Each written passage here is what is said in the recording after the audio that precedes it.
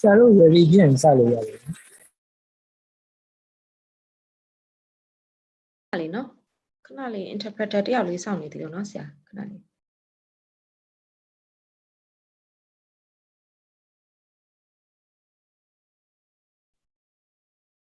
ဟုတ်အင်္ဂလိပ်သင်ပေါင်းနေပါ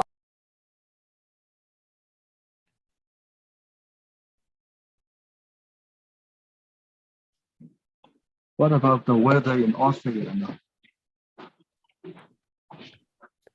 It's a winter, very cold. And very wet. And very wet. Today is lots of rain. Yeah, here in my place, the rain is too heavy, too much. So it's difficult for us to stay sometimes. And sometimes the connection lost. So I would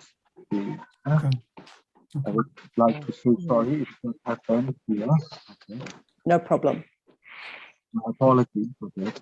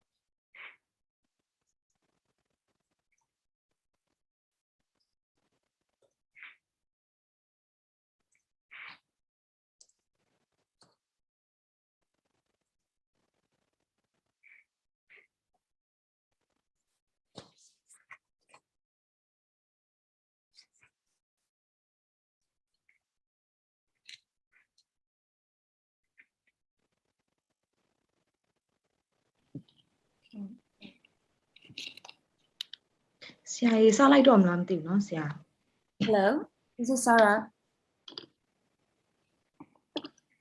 If we are ready, we can start now. Betty, can you hear me? Yes, very well. Okay, I'm going to be one of the interpreter and MC for today. Thank you, Sarah. So tomorrow စလိုက်ကြတော့ပါမယ်နော်မင်္ဂလာပါရှင်ယနေ့ကျင်းပပြုလုပ်တဲ့ public lecture အစီအစဉ်ကိုတက်ရောက်လာကြတဲ့အမျိုးသားညီညွတ်ရေးအစိုးရပညာရေးဝန်ကြီးဌာနမှဒုတိယဝန်ကြီးများ Australia National University မှဆရာဆရာမများနဲ့နယ်ပယ်အသီးသီးမှပညာရှင်များအားလုံးကိုမင်္ဂလာပေါင်းနဲ့ပြည့်ဝကြပါစေကြောင်းနှုတ်ခွန်းဆက်တာပါတယ်ရှင်Minglava, auspiciousness to you all. I'd like to welcome to today's seminar public to the Deputy Minister from National Unity Government, from Ministry of Education, and I'd like to welcome to all the lecturer and from Australia National University and all the experts from different backgrounds. Auspiciousness to you all today. ယနေ့ကျင်းပပြုလုပ်တဲ့ပွဲရဆိုလို့ရှိရင်အမျိုးသားညီညွတ်ရေးအစိုးရပညာရေးဝန်ကြီးဌာနနဲ့ Australia National University တို့ပူးပေါင်းစီစဉ်တဲ့ Designing for Quality and Equity in Federal Education System Ideas from Australia ခေါင်းစဉ်နဲ့ကျင်းပပြုလုပ်တဲ့ public lecture အစီအစဉ်ပဲဖြစ်ပါတယ် Today's program is the collaboration between National Unity Government and Australia National University collaborating together for public lecture for designing for quality and equity in federal education system. So ပထမအဆုံးအနေနဲ့ပညာရေးဝန်ကြီးဌာနမှအမျိုးသားညီညွတ်ရေးအစိုးရပညာရေးဝန်ကြီးဌာနမှဒုတိယဝန်ကြီးမှအမှာစကားပြောကြမယ့်အစီအစဉ်ပဲဖြစ်ပါရဲ့ရှင်ဒီတော့ကြောင့်မလို့အမျိုးသားညီညွတ်ရေးအစိုးရပညာရေးဝန်ကြီးဌာနဒုတိယဝန်ကြီးဒေါက်တာဆိုင်းခိုင်မျိုးထွန်းကနေပြီးတော့အဖွင့်အမှာစကားပြောကြားသွားမှာဖြစ်ပါတယ် It's my pleasure to invite Dr. Sai Kai Newton, Deputy Minister from Ministry of Education, National Unity Government. Thank you for inviting me. Thank you, Veronica, and thank you, Jonathan. So as I said earlier, so I will speak in Burmese because all the audience are from Myanmar. So ဟုတ်ကဲ့အားလုံးမင်္ဂလာပါခင်ဗျာကျွန်တော်တို့ဒီနေ့ကျင်းပတဲ့စီစဉ်ခုနကပြောလို့နော်ဒီ Designing for Quality and Equality in a Federal Education System ပေါ့နော်ဒီကောင်းစဉ်ကကျွန်တော်တို့အခုလက်ရှိမြန်မာနိုင်ငံတွားမဲ့ပညာရေးလမ်းကြောင်းဒါမှမဟုတ်နိုင်ငံရေးလမ်းကြောင်းတွေကတကယ်ကိုနော်တိုက်ရိုက်ကြတဲ့နော်ဒီ topic ဖြစ်ပါတယ်နောက်တစ်ခုဒီဟောပြောဆွေးနွေးမဲ့ Professor Veronica ကလည်းပဲနော်ဒီနယ်ပယ်ရဲ့မှာနော်ဒီဒေါက်တာတွေကိုတွေ့ကြုံပြီးပါတယ်တော်တော်ကိုနော်ပညာရက်တွေပြေးသွားတဲ့ဆရာမကြီးဖြစ်ပါတယ်ကျွန်တော်တို့အခုပညာရေးဝန်ကြီးဌာနကိုလည်းပဲနော်အခုတက်နိုင်တဲ့ဘက်ကအခုတစ်ဖက်ကလည်းဆရာ Professor Jonathan ဆိုကျွန်တော်တို့မြန်မာကျောင်းသူကျောင်းသားတွေနဲ့တော့သိမစိမ့်နဲ့ဆရာဖြစ်ပါတယ်ဆရာကငကိုကလေးကနော်ဒီဘက်မှာသင်ကြားရေးတွေအများကြီးလုပ်ခဲ့တာမျိုးရှိပါတယ်နော်ဒီဆရာကြီးဆရာမကြီးနှစ်ယောက်စလုံးကတော့နော်ဟိုမြန်မာနိုင်ငံအတွက်နော်ဒီခုပညာရေးနဲ့ပတ်သက်ပြီးတော့ကျွန်တော်တို့အနာဂတ်သွားမဲ့ Federal ပညာရေးသဘောတရားတွေမှာကျွန်တော်တို့လေ့လာဆရာရှိတာတွေလေ့လာလို့ရအောင်နော်ကျွန်တော်တို့ယူဆရာရှိတာတွေယူလို့ရအောင်ဒီနော်ကျွန်တော်တို့တို့ရဲ့တွေ့ကြုံတွေအသိပညာတွေမျှဝေပေးတာပဲဖြစ်ပါတယ်ဒီလိုမျိုးလာရောက်ပေးတယ်နော်ဆရာမကြီး Professor Veronica Taylor နဲ့နောက်တစ်ခုဆရာ Jonathan နှစ်ယောက်စလုံးကိုကျွန်တော်တို့အားလုံးနော်ပညာရေးဝန်ကြီးဌာနကိုစားမြန်မာနိုင်ငံကိုစားကျွန်တော်တို့နော်ဒီကျေးဇူးတင်ကြောင်းပြောရင်းနဲ့ကျွန်တော်ရဲ့ဒီအဖွင့်စကားလေးကိုဒီမှာပဲနှီးကုန်းချုပ်ပါတယ်ကျေးဇူးတင်ပါတယ်ခင်ဗျာ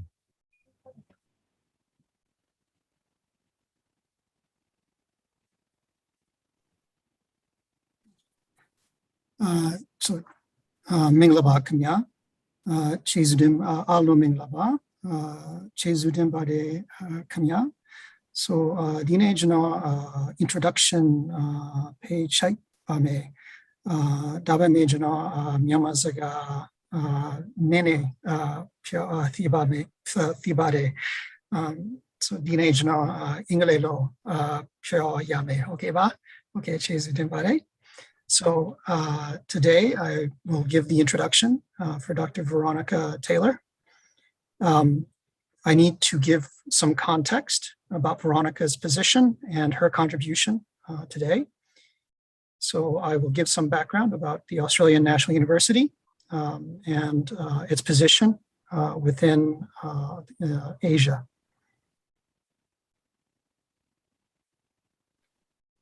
See, the Australian National University is different from other universities in Australia in the sense that ANU as a whole exercises an outward orientation. So when I say outward orientation, I mean that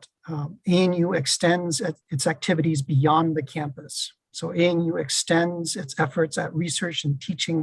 outside the university campus to the larger world. When ANU reaches out to the world, it does so in terms of geography and in terms of professional space. ANU reaches out to a wider geography in terms of reaching out to the world, in particular, the Indo-Pacific.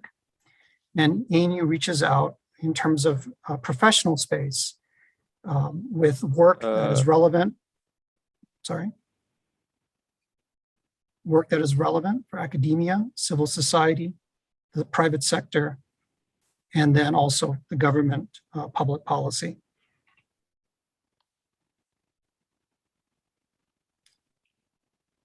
In doing its outreach, ANU applies an interdisciplinary orientation, which means that it uses all of the resources across the entire university. Also, in its outreach, ANU tries to engage with any and all actors that welcome assistance. This means that ANU will work with anyone in any way that fits its mission. And ANU's mission is summarized in its motto. So the motto of ANU is in Latin. I will do a translation into English. The Latin phrase is naturam primum cognoscere rerum.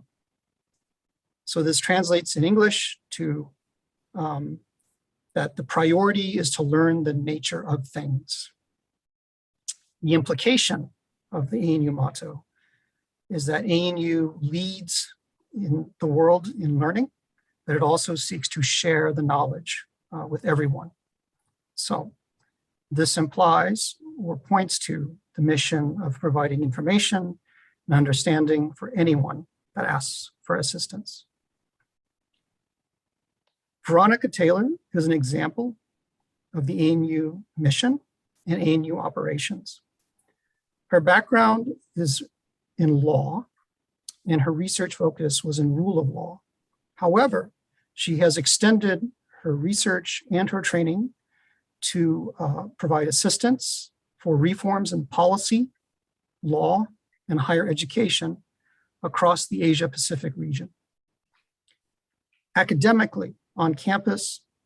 she has served roles as director of the Asian Legal Center at the University of Washington. She came to ANU in 2010 to become director of RegNet, which studies regulations and public policy at ANU. She became dean of the College of Asia Pacific at ANU. But beyond the campus, she has compiled 30 years of experience in capacity building projects in the Indo-Pacific, covering 15 countries. But beyond the campus, she has compiled 30 years of experience in capacity building projects in the Indo-Pacific. This includes countries as diverse as Indonesia, the Philippines, Japan, Afghanistan, and today, Myanmar. So please welcome her expertise. She has lots to say. She draws upon a wealth of experience and knowledge, and she is providing you the insights that she has learned, covering the entire Indo-Pacific region regarding reform in higher education. Thank you. Thank you so much, sir, for introducing Ms. Veronica Taylor. Ladies and gentlemen, we have two interpreters, but we had some technical problems. We were intending to translate consecutive translation after you said something, but for the time it's okay. So may I request Ms. Veronica Taylor, after you, when you're doing presentation, please pause a while so that we can do interpreting after your speech. And so we will start doing like that, like with the consecutive translation. Taya la jare siya Siamaများရှင်ကျမတို့ဒီနေရာမှာစကားပြန်2ယောက်ရှိနေပါတယ်ဆိုတော့ဆီယာမကြီးကသူ့ရဲ့ lecturer ကိုလုပ်နေစဉ်အတွင်းမှာသူလုပ်နေတဲ့တစ်ဖြတ်နားသွားတဲ့အချိန်မှာကျမတို့ဒီဘက်က interpreter တွေကနေပြီးမှဘာသာပြန်ပြောမှာဖြစ်ပါတယ်ရှင်ဒါဆီယာမရဲ့ lecture အစီအစဉ်ပြီးရဲ့အခါမှာလည်းကျမတို့စီမှာ question and answer အစီအစဉ်လည်းရှိပါတယ်တက်ရောက်လာကြတဲ့ဆရာမများအနေနဲ့အင်္ဂလိပ်လိုမေးရတာအဆင်ပြေတယ်ပြောရတာအဆင်ပြေတယ်ဆိုလို့ရှိရင်လည်းဆရာမတို့အနေနဲ့ဒီဆရာမကိုတိုက်ရိုက်မေးမြန်းပြောဆိုနိုင်ပါတယ်ဒီနေရာမှာလည်းကျမတို့ကဆရာမတို့မေးခွန်းမေးတာဖြေတာပြီးလို့ရှိရင်တစ်ဆက်တည်းမှာပဲထိုမေးခွန်းကိုပဲလိုအပ်ခဲ့လို့ရှိရင်ဘာသာပြန်ပေးသွားမှာဖြစ်ပါတယ်so ladies and gentlemen, I was just sharing the information to the audience that Ms. Taylor is going to do the presentation about this public lecture, and we have two interpreters here. And after this, I'm sharing the information to the audience that we're going to have the question and answer program, and then we will translate for that too if needed. So the floor is yours, Ms. Taylor. Thank you so much. Minglaba, everyone. I want to particularly thank the Deputy Minister and the National Unity Government colleagues for this invitation to present to you today. ကျေးဇူးတင်ပါတယ်အခုပထမအဆုံးအနေနဲ့ဒီဒူဝင်ချီနဲ့ဒီ NUG အစိုးရကိုဒီကနေ့ခဏအတွက်ဖိတ်ကြားပေးတဲ့အတွက်ကျွန်မအထူးကျေးဇူးတင်ကြောင်းပထမဆုံးပြောလိုပါတယ် I know that there are many people in this audience who have studied in Australia or who have a connection to the Australian education system. So when we come to Q&A, I really welcome your comments and questions. အဲ့တော့ဒီပေါ့နော်အခုဒီအမေးဖြေခဏရောက်လို့ရှိရင်လည်းကျွန်မအနေနဲ့ပြန်ပြီးတော့မှဒီမိကုန်းတွေကိုအားလုံးဖြေကြားပေးမှာဖြစ်ပါတယ် I was asked to talk with you about how to design a high quality education system in a federal political system that delivers quality and also equity. ဆိုတော့ကျွန်မအနေနဲ့ဒီစီဝေးခန်းနာမှာတင်ဆက်ဖို့ကျွန်မကိုပြောတာကတော့ဒီ Federal စနစ်မှာဒီအရေးအသွေးပြည့်ဝတဲ့တာတူညီမှရှိတဲ့ပညာရေးကဏ္ဍကိုကျွန်တော်တို့ဘယ်လိုဖော်ဆောင်ရမလဲဆိုတာကိုပြောကြားပေးဖို့ဖြစ်ပါတယ် So I'd like to start by sharing a little bit of Australia's constitutional history and showing you some slides. အဲ့တော့ကျွန်မအနေနဲ့ပထမအဆုံးဒီ Australia နိုင်ငံရဲ့ Constitution ကိုဥစားပထမပြောလိုပါတယ်ရှင်းပြလိုပါတယ်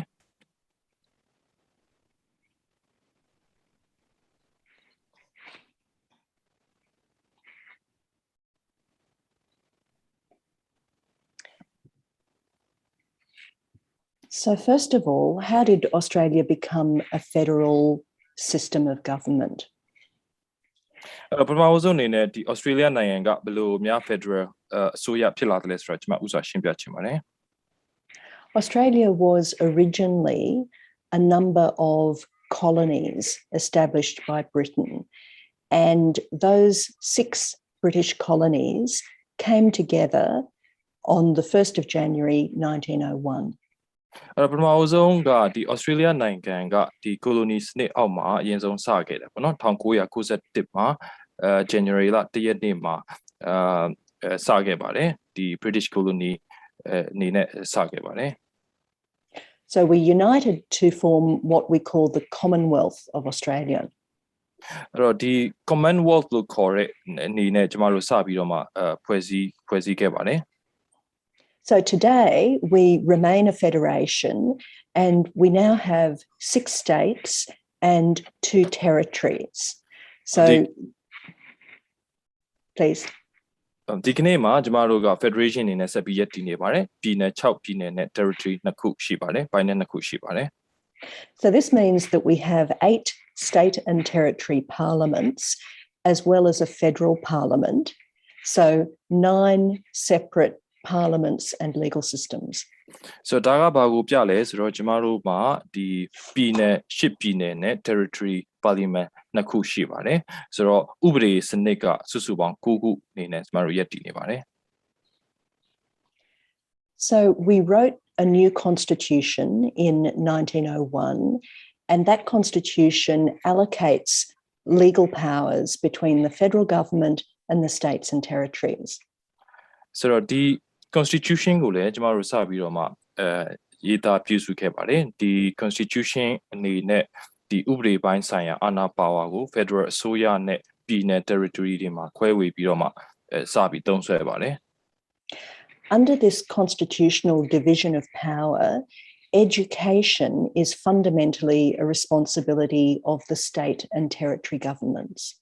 So ဒီ constitution ရဲ့အောက်မှာကျမတို့ဒီပညာရေးကဏ္ဍကတော့အဓိကအရေးပါတဲ့ကဏ္ဍဖြစ်ပါတယ်ဒီပြီးတော့ဒီပြည်နယ်နဲ့ territory အစိုးရတွေရဲ့တာဝန်တစ်ခုလည်းဖြစ်ပါတယ် But taxation is a federal government power. ဒါပေမဲ့အခွန်ကောက်တဲ့လုပ်ငန်းတာဝန်ကတော့ federal အစိုးရရဲ့အခွင့်အာဏာထဲမှာရှိပါတယ် State and territory governments can impose some taxes, for example, sales tax on land or cars. ပြည်နယ်နဲ့ဒီ territory အစိုးရတွေကကြတော့ကျမတို့ဒီအခွန်စီးချက်ခွန် လောက်တာမျိုးတွေကျွန်မလုပ်လို့ရပါတယ်ဥပမာဒီ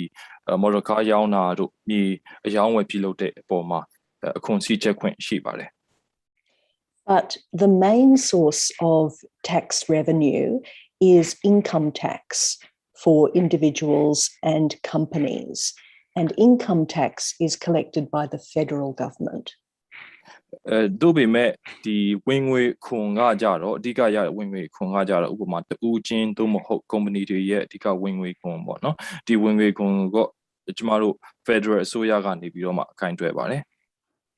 The federal government collects that income tax revenue and then redistributes that tax as funding allocations to the states and territories. Federal အစိုးရအနေနဲ့ဒီလိုအကောက်ခွန်တွေကိုရယူပြီးတော့ကောက်ယူပြီးတဲ့အခါမှာဒီရန်ပုံငွေအဖြစ်ပြည်နယ်နဲ့ဒီ territory တွေကိုပြန်လဲခွဲဝေပေးပါတယ် I'm just going to go back to the last slide to show you that the size of the states and territories is very different. အဲ့တော့ဒီ territory ရဲ့အရွယ်အစားကပြည်နယ်နဲ့အရင်ကွာပါတယ်အဲ့ဒါလေးကိုကျွန်မအရင်ဆုံးရှင်းပြခြင်းပါတယ် So an important function of the federal government distributing tax is to balance the income of the states according to size and population. Federal အစိုးရရဲ့အဓိကအရေးကြီးတဲ့တာဝန်ကတော့ရလာတဲ့အခွန်ငွေကိုသူ့ရဲ့ပြည်နယ်အရွယ်အစားလူဦးရေရှိတဲ့လူဦးရေပေါ်မှာမူတည်ပြီးတော့မှခွဲဝေပေးဖို့အတွက်စဉ်းစားရတဲ့အလုပ်ဖြစ်ပါတယ် So in the case of education, the result of that tax system is that the states and territories deliver education services and provide some funding for these, but the federal government provides most of the education funding. အဲ့တော့ပညာရေးကဏ္ဍမှာကြတော့ကျမတို့ဒီပြည်နယ်နဲ့ဒီ territory တွေကပညာရေးဆိုင်ရာဝန်ဆောင်မှုတွေကိုကျမတို့ပေးရပါတယ်ပြီးတော့ရန်ပုံငွေအချို့လည်းသူတို့ကပံ့ပိုးပေးရတယ်ဒါပေမဲ့ Federal အစိုးရကရန်ပုံငွေအများဆုံးကိုပံ့ပိုးပေးပါတယ် So let's look at what contemporary Australia looks like. အဲ့တော့ကျမတို့ Australia နိုင်ငံရဲ့လက်ရှိပုံစံဘယ်လိုလဲဆိုတာကိုကျမကြည့်ရအောင် So we're a country of 25.36 million people. ကျမတို့လူဦးရေ 25.36 သန်းလောက်ရှိပါတယ် But a feature of our country is that the population is distributed very sparsely over a big continent. နေထိုင်တဲ့လူဦးရေကဒီကျွန်းကြီးပေါ်မှာပြန့်ကျဲပြီးတော့နေထိုင်နေကြတဲ့ပုံစံရှိပါတယ် So in this map, the yellow points mark the population centres. ဒီမြေပုံပေါ်မှာဆိုရင်အဝါရောင်14တွေကလူအများဆုံးနေထိုင်တဲ့နေရာတွေကိုဖော်ပြပါတယ် You can see that outside the major cities, which are on the coast, our population centres are very small. အဲ့တော့ဒီကမ်းရိုးတန်းဒေသတွေကလွဲလို့ဒီတိုက်ကြီးရဲ့အလယ်ပိုင်းတွေတခြားနေရာတွေမှာနေထိုင်တဲ့လူဦးရေနည်းပါးတယ်ဆိုတာကိုတွေ့ရပါတယ် More than 2% of our population is Indigenous, and we call these our Aboriginal and Torres Strait Islander communities. ကျမတို့လူဦးရေရဲ့2%ကမူလဌာနေတိုင်းရင်းသားတွေဖြစ်ပါတယ်အဲ့ဒါကတော့ဒီရှိကလေးကရှိတဲ့ Aboriginal လို့ခေါ်တဲ့တိုင်းရင်းသားတွေ Torres Strait Islander ကျွန်းမှာနေထိုင်တဲ့တိုင်းရင်းသားလူမျိုးစုများဖြစ်ပါတယ် So the total population is ethnically diverse. We speak about 120 different languages, and there are 20 Indigenous languages that are spoken by the Aboriginal and Torres Strait Islander people. လူဦးရေအရကတော့ကျမတို့မှာဒီတိုင်းသားမျိုးနွယ်စုတွေအများကြီးရှိတဲ့လူဦးရေဖြစ်ပါတယ်ကျမတို့မှာဘာသာစကားပေါင်း120လောက်ရှိပါတယ်ကွဲပြားတဲ့ဘာသာ120လောက်ရှိပါတယ်အဲ့ဒီထဲကမှဒီမူလဌာနေတိုင်းသားတွေပြောတဲ့ဘာသာစကား20လောက်ရှိပါတယ် English, as you know, is the most widely used language in Australia, and it is the language of politics and law. but Australia doesn't have an official national language. English ဘာသာစကားကတော့အဓိကထားပြီးသုံးတဲ့ဘာသာစကားဖြစ်ပါတယ်ပြီးတော့ဒီကျမတို့ရဲ့ဒီရုံးသုံးဘာသာစကားနိုင်ငံရေးဘာသာစကားအနေနဲ့လည်းသုံးပါတယ်ဆိုတော့ national language အနေနဲ့တော့သတ်မှတ်ချက်မရှိပါဘူး When we look at this map, Australia as a continent looks rather empty. ဒီမြေပုံကိုကြည့်မယ်ဆိုရင်တော့ကျမတို့ Australia တိုက်ထဲမှာဘာမှမရှိဘူးဆိုတဲ့ပုံစံမျိုးပေါ်နေပါတယ် But this map shows the homelands of the major indigenous tribes in Australia. ဒါပေမဲ့ဒီမြေပုံကြတော့အခုကျမပြထားတဲ့မြေပုံကြတော့ဌာနေတိုင်းသားတွေနေထိုင်တဲ့ပိုင်နက်တွေနယ်မြေတွေကိုခွဲခြားပြသထားတဲ့ပုံဖြစ်ပါတယ် So although our population is sparse and sparsely distributed, our country is not empty. အဲ့တော့လူဦးရေကဒီလိုပြန့်ကျဲပြီးတော့နေထိုင်တယ်လို့ဆိုပေမဲ့ကျမတို့နိုင်ငံကလွတ်နေတဲ့နေရာတော့မရှိဘူးလို့ပြောလို့ရပါတယ် But this does create some challenges about how to deliver education. ဒါပေမဲ့ဒီလိုရှိနေခြင်းကလည်းပညာရေးကိုဝန်ဆောင်မှုပေးတဲ့အခါမှာတချို့အခက်အခဲကြုံရတာတွေရှိပါတယ် So let's look at what our federal education system looks like. အဲ့တော့ကျမတို့ Federal ပညာရေးစနစ်ဘယ်လိုရှိမလဲဆိုတာကိုကြည့်အောင် So the first feature of Australia's education system is that it's a mix of public and private education providers. အဲ့တော့ပထမအဆုံးကကျမတို့ပညာရေးမှာ Australia နိုင်ငံရဲ့ပညာရေးမှာအစိုးရနဲ့ပုဂ္ဂလိကကဏ္ဍတွေရဲ့ပါဝင်မှုပဲဖြစ်ပါတယ် Historically, the Christian churches in Australia provided key services, including churches, hospitals, and schools. တမိုင်းကြောင်းအရတော့ကျမတို့နိုင်ငံမှာခရစ်ယာန်ဘုရားကျောင်းတွေကနေပြီးတော့အဓိကဝန်ဆောင်မှုတွေစပြီးတော့ပေးခဲ့တယ်အဲ့တော့ဘုရားကျောင်းဆေးရုံစာသင်ကျောင်းစတဲ့ဝန်ဆောင်မှုတွေကိုသူတို့ကစခဲ့တာဖြစ်ပါတယ် One legacy of that is that we have a school sector that has many religious or what we call independent or private schools. အဲ့ဒါကတခုကဒီစာသင်ကျောင်းတွေမှာကျမတို့မှာဒီဘာသာရေးတွေအများကြီးရှိပါတယ်ဒါကကျမတို့ပုဂ္ဂလိကကဏ္ဍတွေလွတ်လပ်တဲ့ဒီလိုစာသင်ကျောင်းတွေလွတ်လပ်စွာဖွဲ့စည်းကြတဲ့စာသင်ကျောင်းတွေအနေနဲ့ရှိခဲ့တာဖြစ်ပါတယ် So of course those include Christian schools, but also Islamic schools and Jewish schools. အဲ့တော့ဒီမှာခရစ်ယာန်ဘာသာကျောင်းတွေပါတယ်လို့အစ္စလာမ်ဘာသာကျောင်းတွေပါတယ် Jewish ဘာသာကျောင်းတွေလည်းပါပါတယ် Private schools are found in wealthy parts of the country, but also in very poor parts of the country. Private school ပုဂ္ဂလိကစာသင်ကျောင်းတွေကကျမတို့နိုင်ငံမှာချမ်းသာတဲ့ဒေသတွေမှာရှိသလိုဆင်းရဲတဲ့ဒေသတွေမှာလည်းရှိနေပါတယ် So although we say private school, in reality, the government provides funding to private schools as well as public schools. So ပုဂ္ဂလိကစာသင်ကျောင်းလို့ဆိုပေမဲ့တကယ်တမ်းတော့အစိုးရကိုယ်တိုင်ကဒီပုဂ္ဂလိကကျောင်းတွေကိုရန်ပုံငွေကြေးထောက်ပံ့ပေးတာရှိသလိုအစိုးရကျောင်းတွေကိုလည်းငွေကြေးထောက်ပံ့ပေးတာရှိပါတယ် On the slide, you see a diagram that shows the split between government and private ownership and management for schools,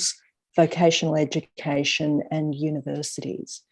ကျမပြထားတဲ့ဒီပုံမှာအစိုးရကျောင်းတွေပုဂ္ဂလိကကျောင်းတွေရဲ့ကိုယ်ဝေမှုပြီးတော့အသက်မွေးဝမ်းကျောင်းသင်တန်းကျောင်းတွေလိုမျိုးရှိတဲ့ကဏ္ဍတွေကိုလည်းကျမဖော်ပြထားတာဖြစ်ပါတယ်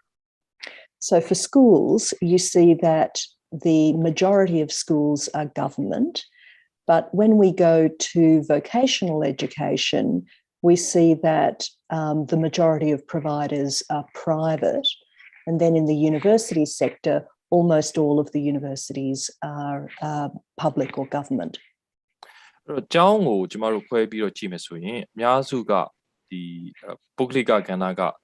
ပါဝင်တာများပါတယ်အဲ့တော့တက္ကသိုလ်မှာကြတော့ကျမတို့အစိုးရဘိုင်းကနေပြီးတော့ရာခိုင်နှုန်းတော်များများကိုတာဝန်ယူထားတာဖြစ်ပါတယ်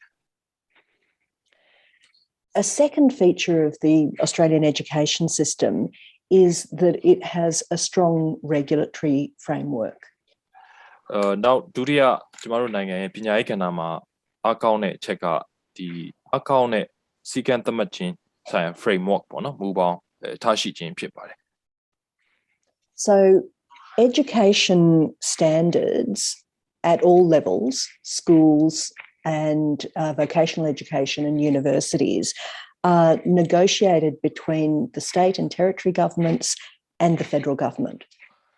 နိုင်ငံရဲ့ကျမတို့နိုင်ငံရဲ့အဆင့်တိုင်းမှာရှိတဲ့ပညာရေးစံနှုန်းတွေကိုကျမတို့က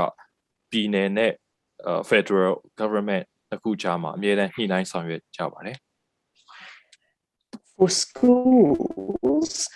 we have had a national curriculum since 2012.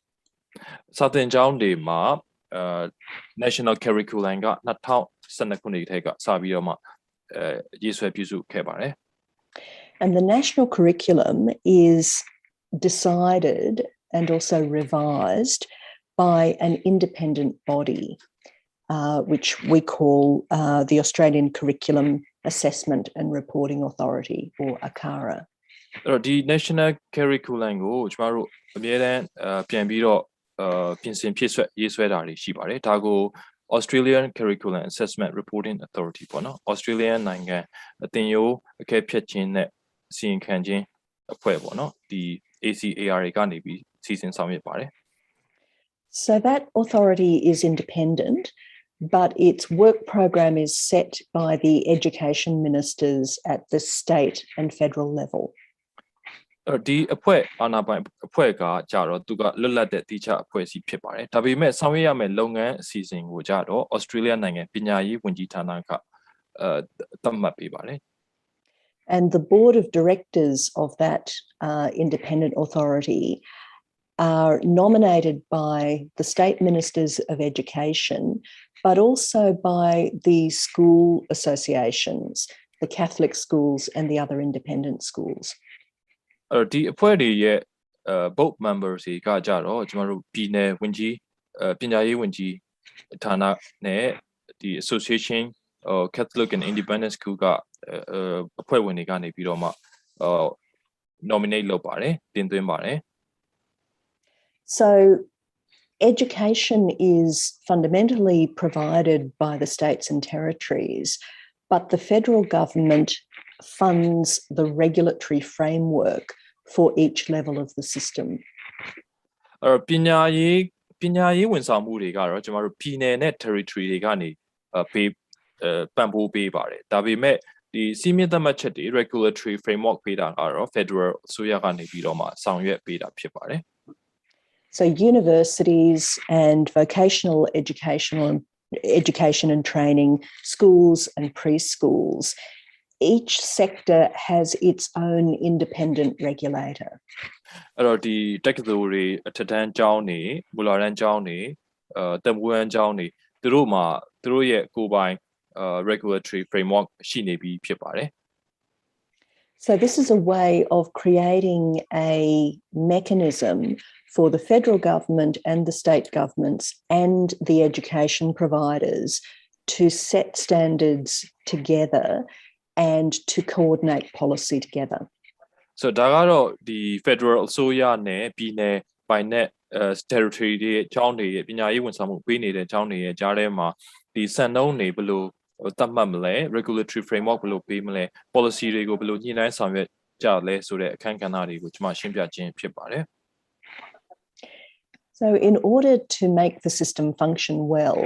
you need to invest an appropriate amount in education. အဲ့တော့ဒီလိုကျွန်တော်တို့ပညာရေးကဏ္ဍကြီးလက်ပတ်နေဖို့ဆိုတာကတင့်တော်တဲ့ယင်းနှိမ့်ညွှန်နှံမှုကိုပညာရေးကဏ္ဍမှာထည့်ဝင်ဖို့လိုအပ်ပါတယ် So Australia currently spends 5.3% of its gross domestic product, GDP, on education. Australia နိုင်ငံကကျွန်တော်တို့ GDP ရဲ့ 9.3 ရာခိုင်နှုန်းကိုပညာရေးကဏ္ဍမှာယင်းနှိမ့်ညွှန်နှံပါတယ် That's more than the average in the OECD, which is 5.2%. ဒါက OECD ရဲ့ထ ထက်ပို့ပြီးတော့မှကျမတို့ပိုများနေတာတွေ့ရပါတယ် The OECD, of course, is the group of the world's more developed and wealthier economies. အဲ့တော့ OECD ဆိုတာကတော့ပို့ပြီးတော့မှပြည့်စုံတဲ့ချမ်းသာတဲ့နိုင်ငံများဖွဲ့စည်းများဖြစ်ပါတယ် In the table on this slide, although the size of the letters are small, what you can see is the list of countries that have the highest levels of participation rates in higher education.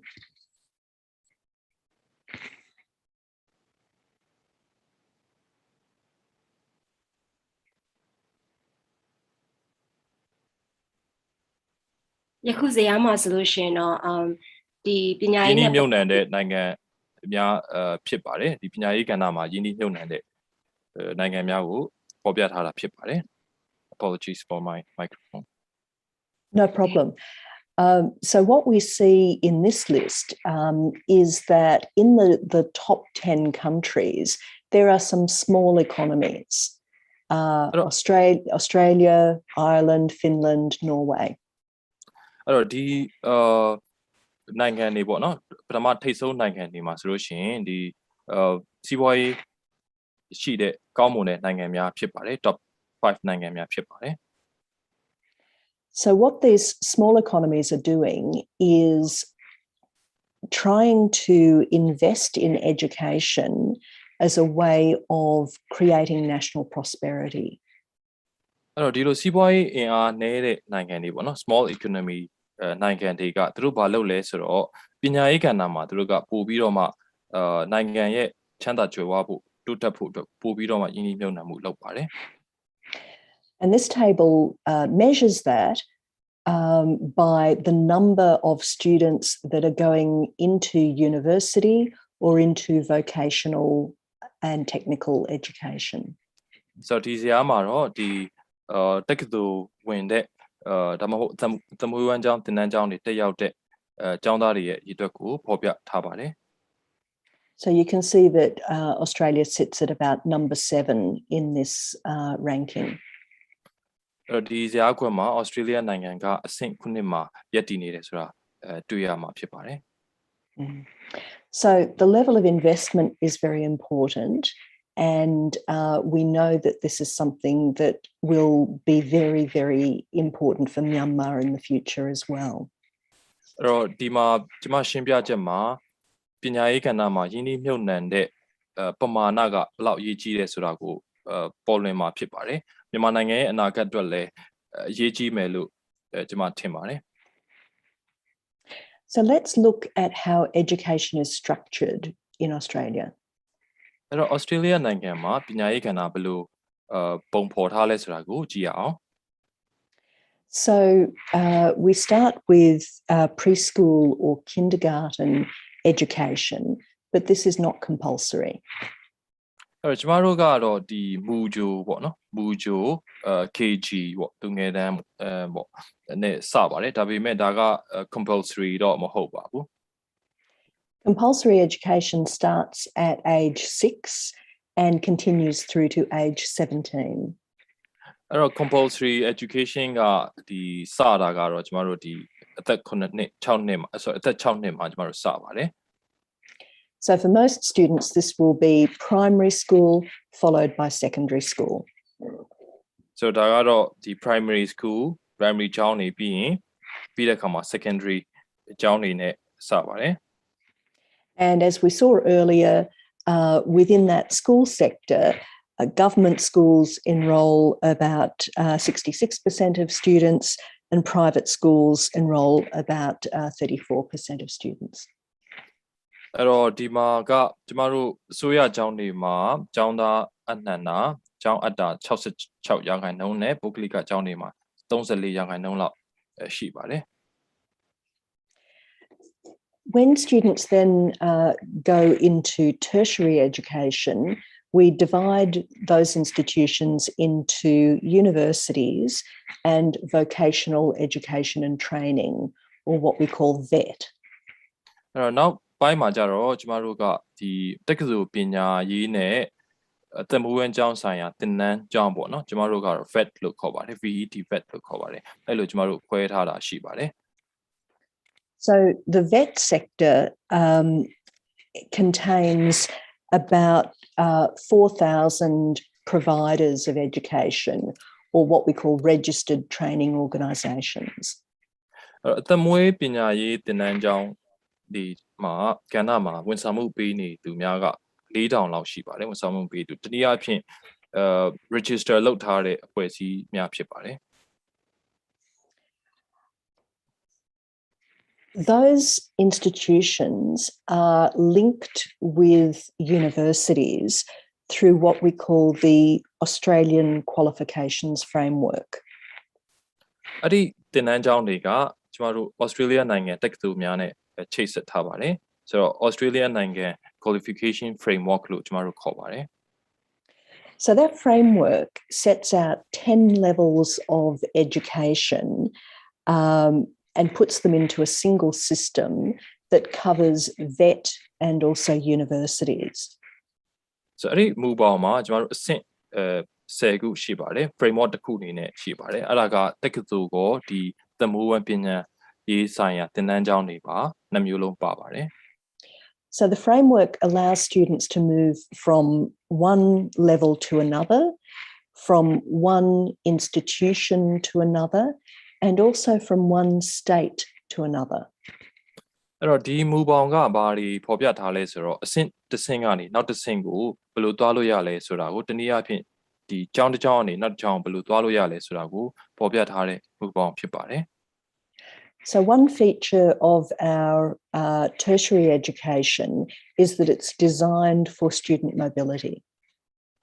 အဲ့တော့ဒီမှာတစ်ခုကတော့ဒီကျောင်းသားတွေပေါ့နော်ကျောင်းသားတွေကဒီဘယ်ကနေဘယ်ကိုရွှေ့ပြီးတော့မှတက်လို့ရမလဲဆိုတာကိုဖော်ပြထားတဲ့အချက်တစ်ခုဖြစ်ပါတယ် And it also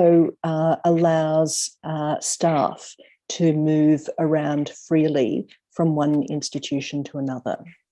အဲ့ဒီပြင်ဝန်ထမ်းတွေအနေနဲ့လည်းဒီ institution တစ်ခုကနေနောက်တစ်ခုကိုပြောင်းပြီးတော့လုပ်ကင်လို့ရတဲ့အခွင့်အရေးကိုပေးထားပါတယ် So although the VET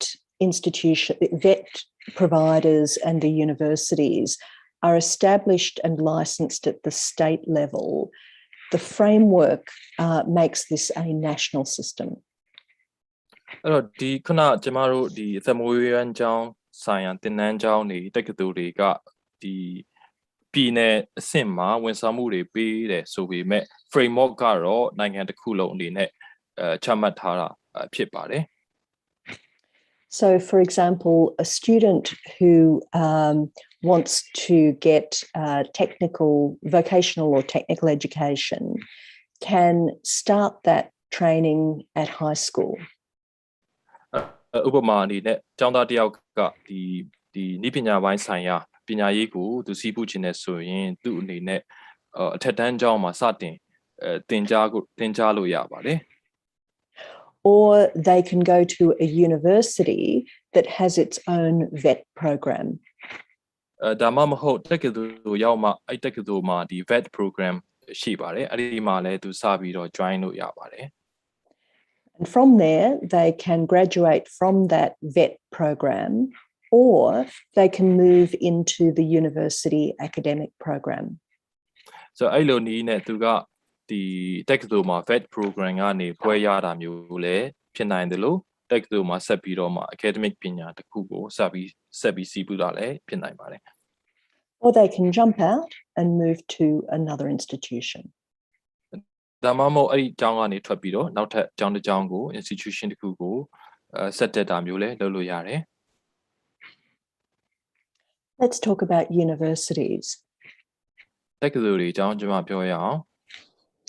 So Australian universities currently enroll about 1.5 million students. လက်ရှိကျွန်တော်တို့ Australia နိုင်ငံတက္ကသိုလ်တွေကကျောင်းသားကျောင်းသူ 1.5 သန်းလောက်လက်ခံရရှိပါတယ် We have 42 universities. 37 of those are public, 3 are private, and 2 are branches of overseas universities. တက္ကသိုလ်စုစုပေါင်း42ခုရှိပါတယ်အဲ့ဒီတဲကမှာ39ခုကအစိုးရပိုင်းတက္ကသိုလ်များဖြစ်ပြီးတော့3ခုကတော့ပုဂ္ဂလိကပိုင်းတက္ကသိုလ်များဖြစ်ပါတယ်2ခုကတော့တခြားနိုင်ငံကနေလာပြီးတော့မှတက္ကသိုလ်အခွဲအနေနဲ့ဖွင့်လှစ်ထားတဲ့တက္ကသိုလ်များဖြစ်ပါတယ် All of those universities are established under state or territory laws. အဲ့ဒီအားလုံးပေါ့နော်တက္ကသိုလ်အားလုံးကပြည်နယ် territory အောက်ကရှိတဲ့ဥပဒေတိုင်းအညီဖွင့်လှစ်ထားတာဖြစ်ပါတယ် Actually, the exception is Australian National University. We are established under federal government legislation. ထူးခြားချက်ကတော့ချွင်းချက်အနေနဲ့ Australia နိုင်ငံတက္ကသိုလ်ကတော့ဒီ federal ဥပဒေအောက်မှာဖွင့်လှစ်ထားတာဖြစ်ပါတယ် So something that is significant in our system is that almost all of the universities are what we call comprehensive universities. အဲ့တော့ထူးခြားချက်ကတော့ကျမတို့ဒီမှာအားလုံးပေါ့နော်တက္ကသိုလ်အားလုံးကကျမတို့ comprehensive ဖြစ်ပါတယ်ကုန်ပြည့်စုံတဲ့အကြောင်းများဖြစ်ပါတယ် What we mean by that is that they teach and research in science, technology, engineering, mathematics, and medical science, as well as humanities and social science. ဒါကဒီ comprehensive ဖြစ်တယ်ဆိုတာဘာကိုဆိုလို့လဲဆိုတော့ကျမတို့ကျောင်းတွေမှာအကုန်သင်ကြားလို့ရပါတယ် science တွေ technology သင်ကြားဒီပေါ့နော်ပြီးတော့ဒီ humanities social science course တွေအကုန်ကျမတို့တက်ရောက်လို့ရပါတယ် About half of our universities are recognised as being research intensive, but all of the universities are required to carry out research. တက္ကသိုလ်တွေအားလုံးတစ်ဝက်လောက်ကကျမတို့ဒီ research ကိုပြုလုပ်နိုင်တဲ့တက္ကသိုလ်များဖြစ်တိမှတ်ပြုခံရပါတယ်တက္ကသိုလ်အားလုံးကလည်းဒီ research လုပ်ဖို့လိုအပ်တဲ့တက္ကသိုလ်များဖြစ်ပါတယ် We saw earlier that the universities are regulated by an independent regulator, and that regulator inspects the universities and their courses every few years. အဲ့တော့အစောပိုင်းမှာကျွန်မပြောခဲ့ပါတယ်တက္ကသိုလ်တွေအားလုံးကိုလွတ်လပ်တဲ့တီချာစီမင်းသတ်မှတ်တဲ့အဖွဲ့အစည်းကနေပြီးတော့မှကြီးကြပ်ပေးတယ်ဆိုပြီးပြောခဲ့ပါတယ်ဆိုတော့အဲ့ဒီအဖွဲ့အစည်းကပဲတက္ကသိုလ်တွေရဲ့သင်ရိုးညွှန်းတမ်းတွေတက္ကသိုလ်ရဲ့အနေအထားကိုနှစ်အနည်းငယ်ကြာတဲ့အခါမှာအမြဲတမ်းကြီးကြပ်တာမျိုးတွေလေ့လာတာမျိုးတွေလုပ်ပေးရပါတယ် That regulator also decides which institutions can become universities.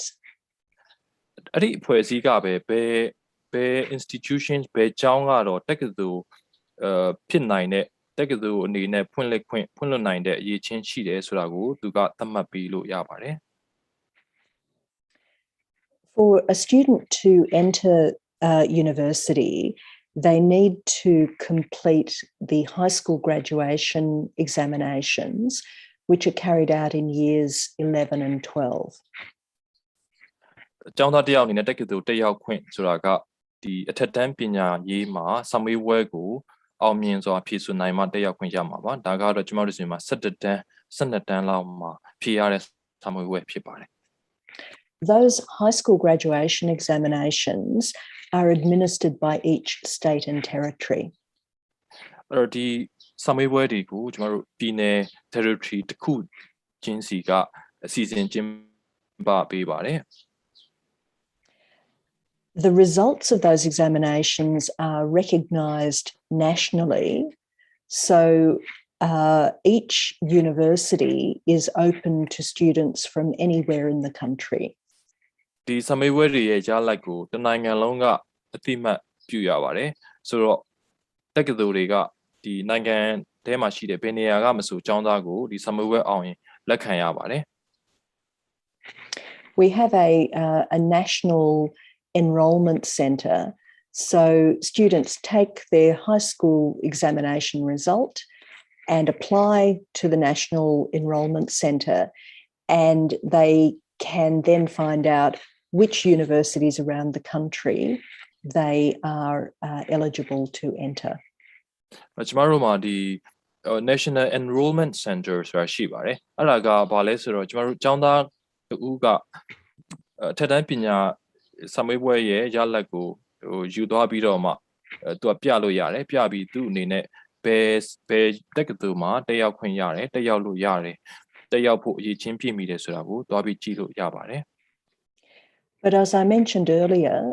a student can also enter university after they complete a VET qualification.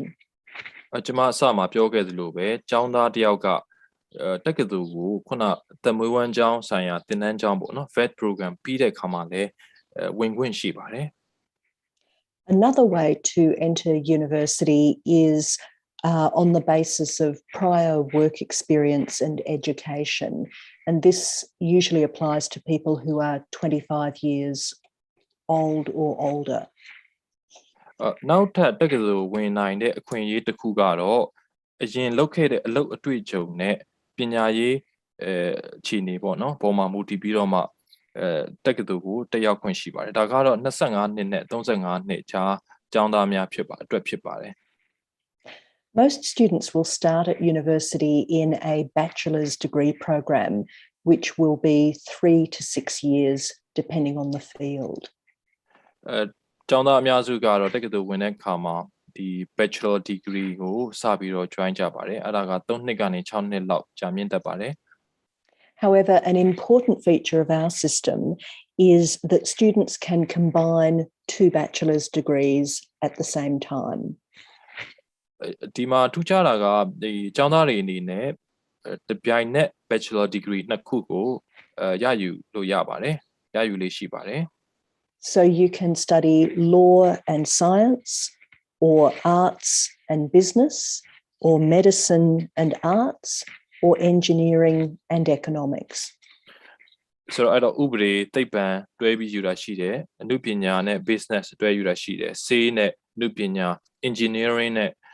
စီးပွားရေးဘွဲ့အဲ့လိုတွဲပြီးတော့ယူတာမျိုးတွေရှိပါတယ်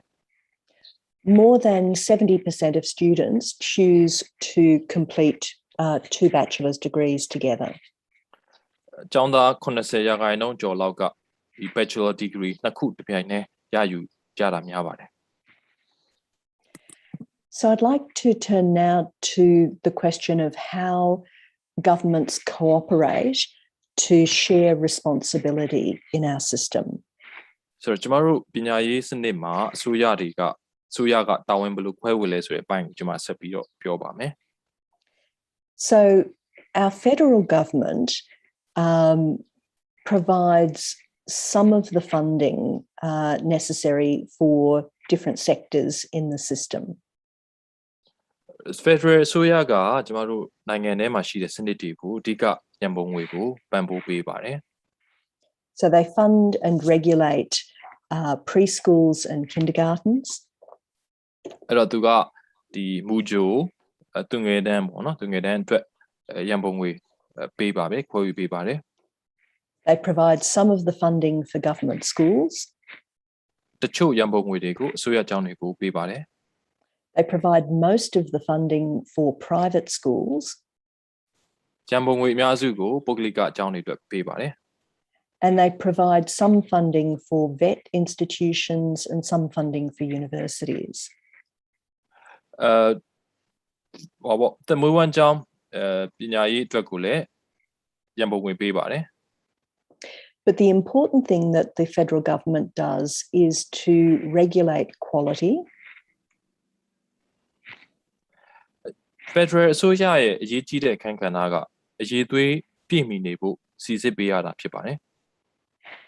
And the other important thing that the federal government does is to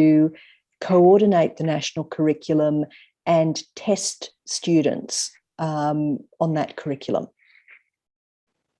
နောက်တစ်ခုအရေးကြီးတဲ့ကဏ္ဍကတော့ Federal အစိုးရအနေနဲ့သူရဲ့ National Curriculum ကိုပေါ်မှာယူပြီးတော့မှကျောင်းသားတွေကိုစစ်ဆေးရတာဖြစ်ပါတယ် And the state and territory governments, as we saw a moment ago, set the high school completion examinations. အစောပိုင်းမှာကျွန်မပြောခဲ့သလိုပဲဒီ state နဲ့ territory ကဒီအထက်တန်းပညာရေးစာမေးပွဲကိုစီစစ်ပေးရပါတယ် They also employ all of the teachers and staff in government schools. အစိုးရကျောင်းတွေမှာဆရာခန့်တာတွေဝန်ထမ်းခန့်တာတွေကိုလည်းတာဝန်ယူဆောင်ရွက်ပေးရပါတယ် Of course, private schools employ their own teachers and staff, but the salary levels between the private and the government sector are very similar. အဲ့တော့ပုဂ္ဂလိကကျောင်းတွေကလည်းသူတို့ဝန်ထမ်းသူတို့ဆရာဆရာမသူတို့ခန့်ကြပါတယ်ဒါပေမဲ့ဆရာဆရာမတွေကိုပေးတဲ့လစာကအစိုးရကျောင်းနဲ့အတူတူလောက်ရှိပါတယ် The important role of the state and territory governments also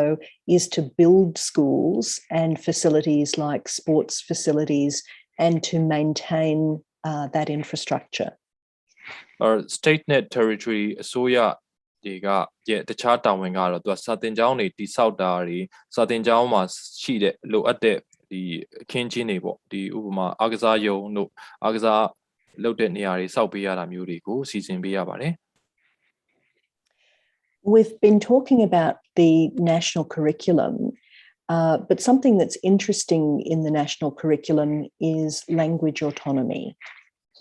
အဲ့တော့ဒီ national curriculum မှာတခြားထူးခြားချက်ကတော့ဘာသာစကားကိုလွတ်လပ်စွာရွေးချယ်စီမံခွင့်ဖြစ်ပါတယ် So although English is the dominant language in Australia, we speak more than 100 other languages. အင်္ဂလိပ်ဘာသာစကားကိုအဓိကထားပြောရဲဆိုပေမဲ့တခြားကျမတို့မှာဘာသာစကား100ကျော်လောက်လည်းရှိနေပါတယ် Of those 100 languages, 20 are recognised in the national curriculum. အဲ့ဒီတဲကမှာဘာသာစကား20ကိုကျမတို့ဒီ national curriculum မှာအသိမှတ်ပြုထားပါတယ် So that means that schools can teach these officially and students can take examinations in these languages that will lead to university or to vet entry. ဒါကဘာကိုပြလဲဆိုတော့အကြောင်းတွေကဒီဘာသာစကားတွေကိုပြဋ္ဌာန်းထားတဲ့ဘာသာစကားတွေကိုတရားဝင်သင်ကြားလို့ရပါတယ်။ကျောင်းသားတွေအနေနဲ့လည်းစာမေးပွဲဖြေတဲ့အခါမှာသူတို့နှစ်သက်တဲ့ဘာသာစကားနဲ့ရွေးချယ်ပြီးတော့မှဖြေကြားလို့ရပါတယ် So on the slide, you see the list of the top 10 languages that are currently being taught in Australian schools. ဆိုတော့ဒီမှာ screen မှာ Australia နိုင်ငံမှာသင်တဲ့အဓိကဘာသာစကား10မျိုးကိုကျွန်မပြထားပါတယ် And we notice that this is a mix of Asian and European languages. အဲ့တော့အာရှနဲ့ဥရောပရောထားတာလည်းသတိထားမိမှာပါ We also have bilingual schools, and a bilingual school teaches the school curriculum in English, but also in a second language. ကျမတို့နှစ်ဘာသာနဲ့သင်တဲ့ကျောင်းတွေလည်းရှိပါတယ်အဲ့သင်တဲ့ကျောင်းတွေကတော့အင်္ဂလိပ်ဘာသာစကားနဲ့နောက်ထပ်တခြားဘာသာစကားတစ်ခုနဲ့အတူတွဲပြီးတော့သင်ပါတယ် But to be licensed by the state government, the school has to meet the state's requirements, and that includes teacher qualifications, class size, and physical facilities. အဲ့တော့ဒီပြည်နယ်ကနေပြီးတော့မှကျောင်းဖွင့်ခွင့်လိုင်စင်ပေါ့နော်ရဖို့ဆိုလို့ရှိရင်ပြည်နယ်ကသတ်မှတ်ထားတဲ့စီးမင်းတွေနဲ့ကိုက်ညီဖို့ဖြစ်ပါတယ်အဲ့ဒါကဘာတွေပါလဲဆိုတော့ကျောင်းမှာသင်ကြားမဲ့ဆရာဆရာမတွေရဲ့ပညာအရေးချင်းစာသင်ကျောင်းအရွယ်စတဲ့အချက်တွေပေါ့နော်သတ်မှတ်ချက်တွေနဲ့ပြည့်မီရမှာဖြစ်ပါတယ် They also have to include the content of the national curriculum in their teaching.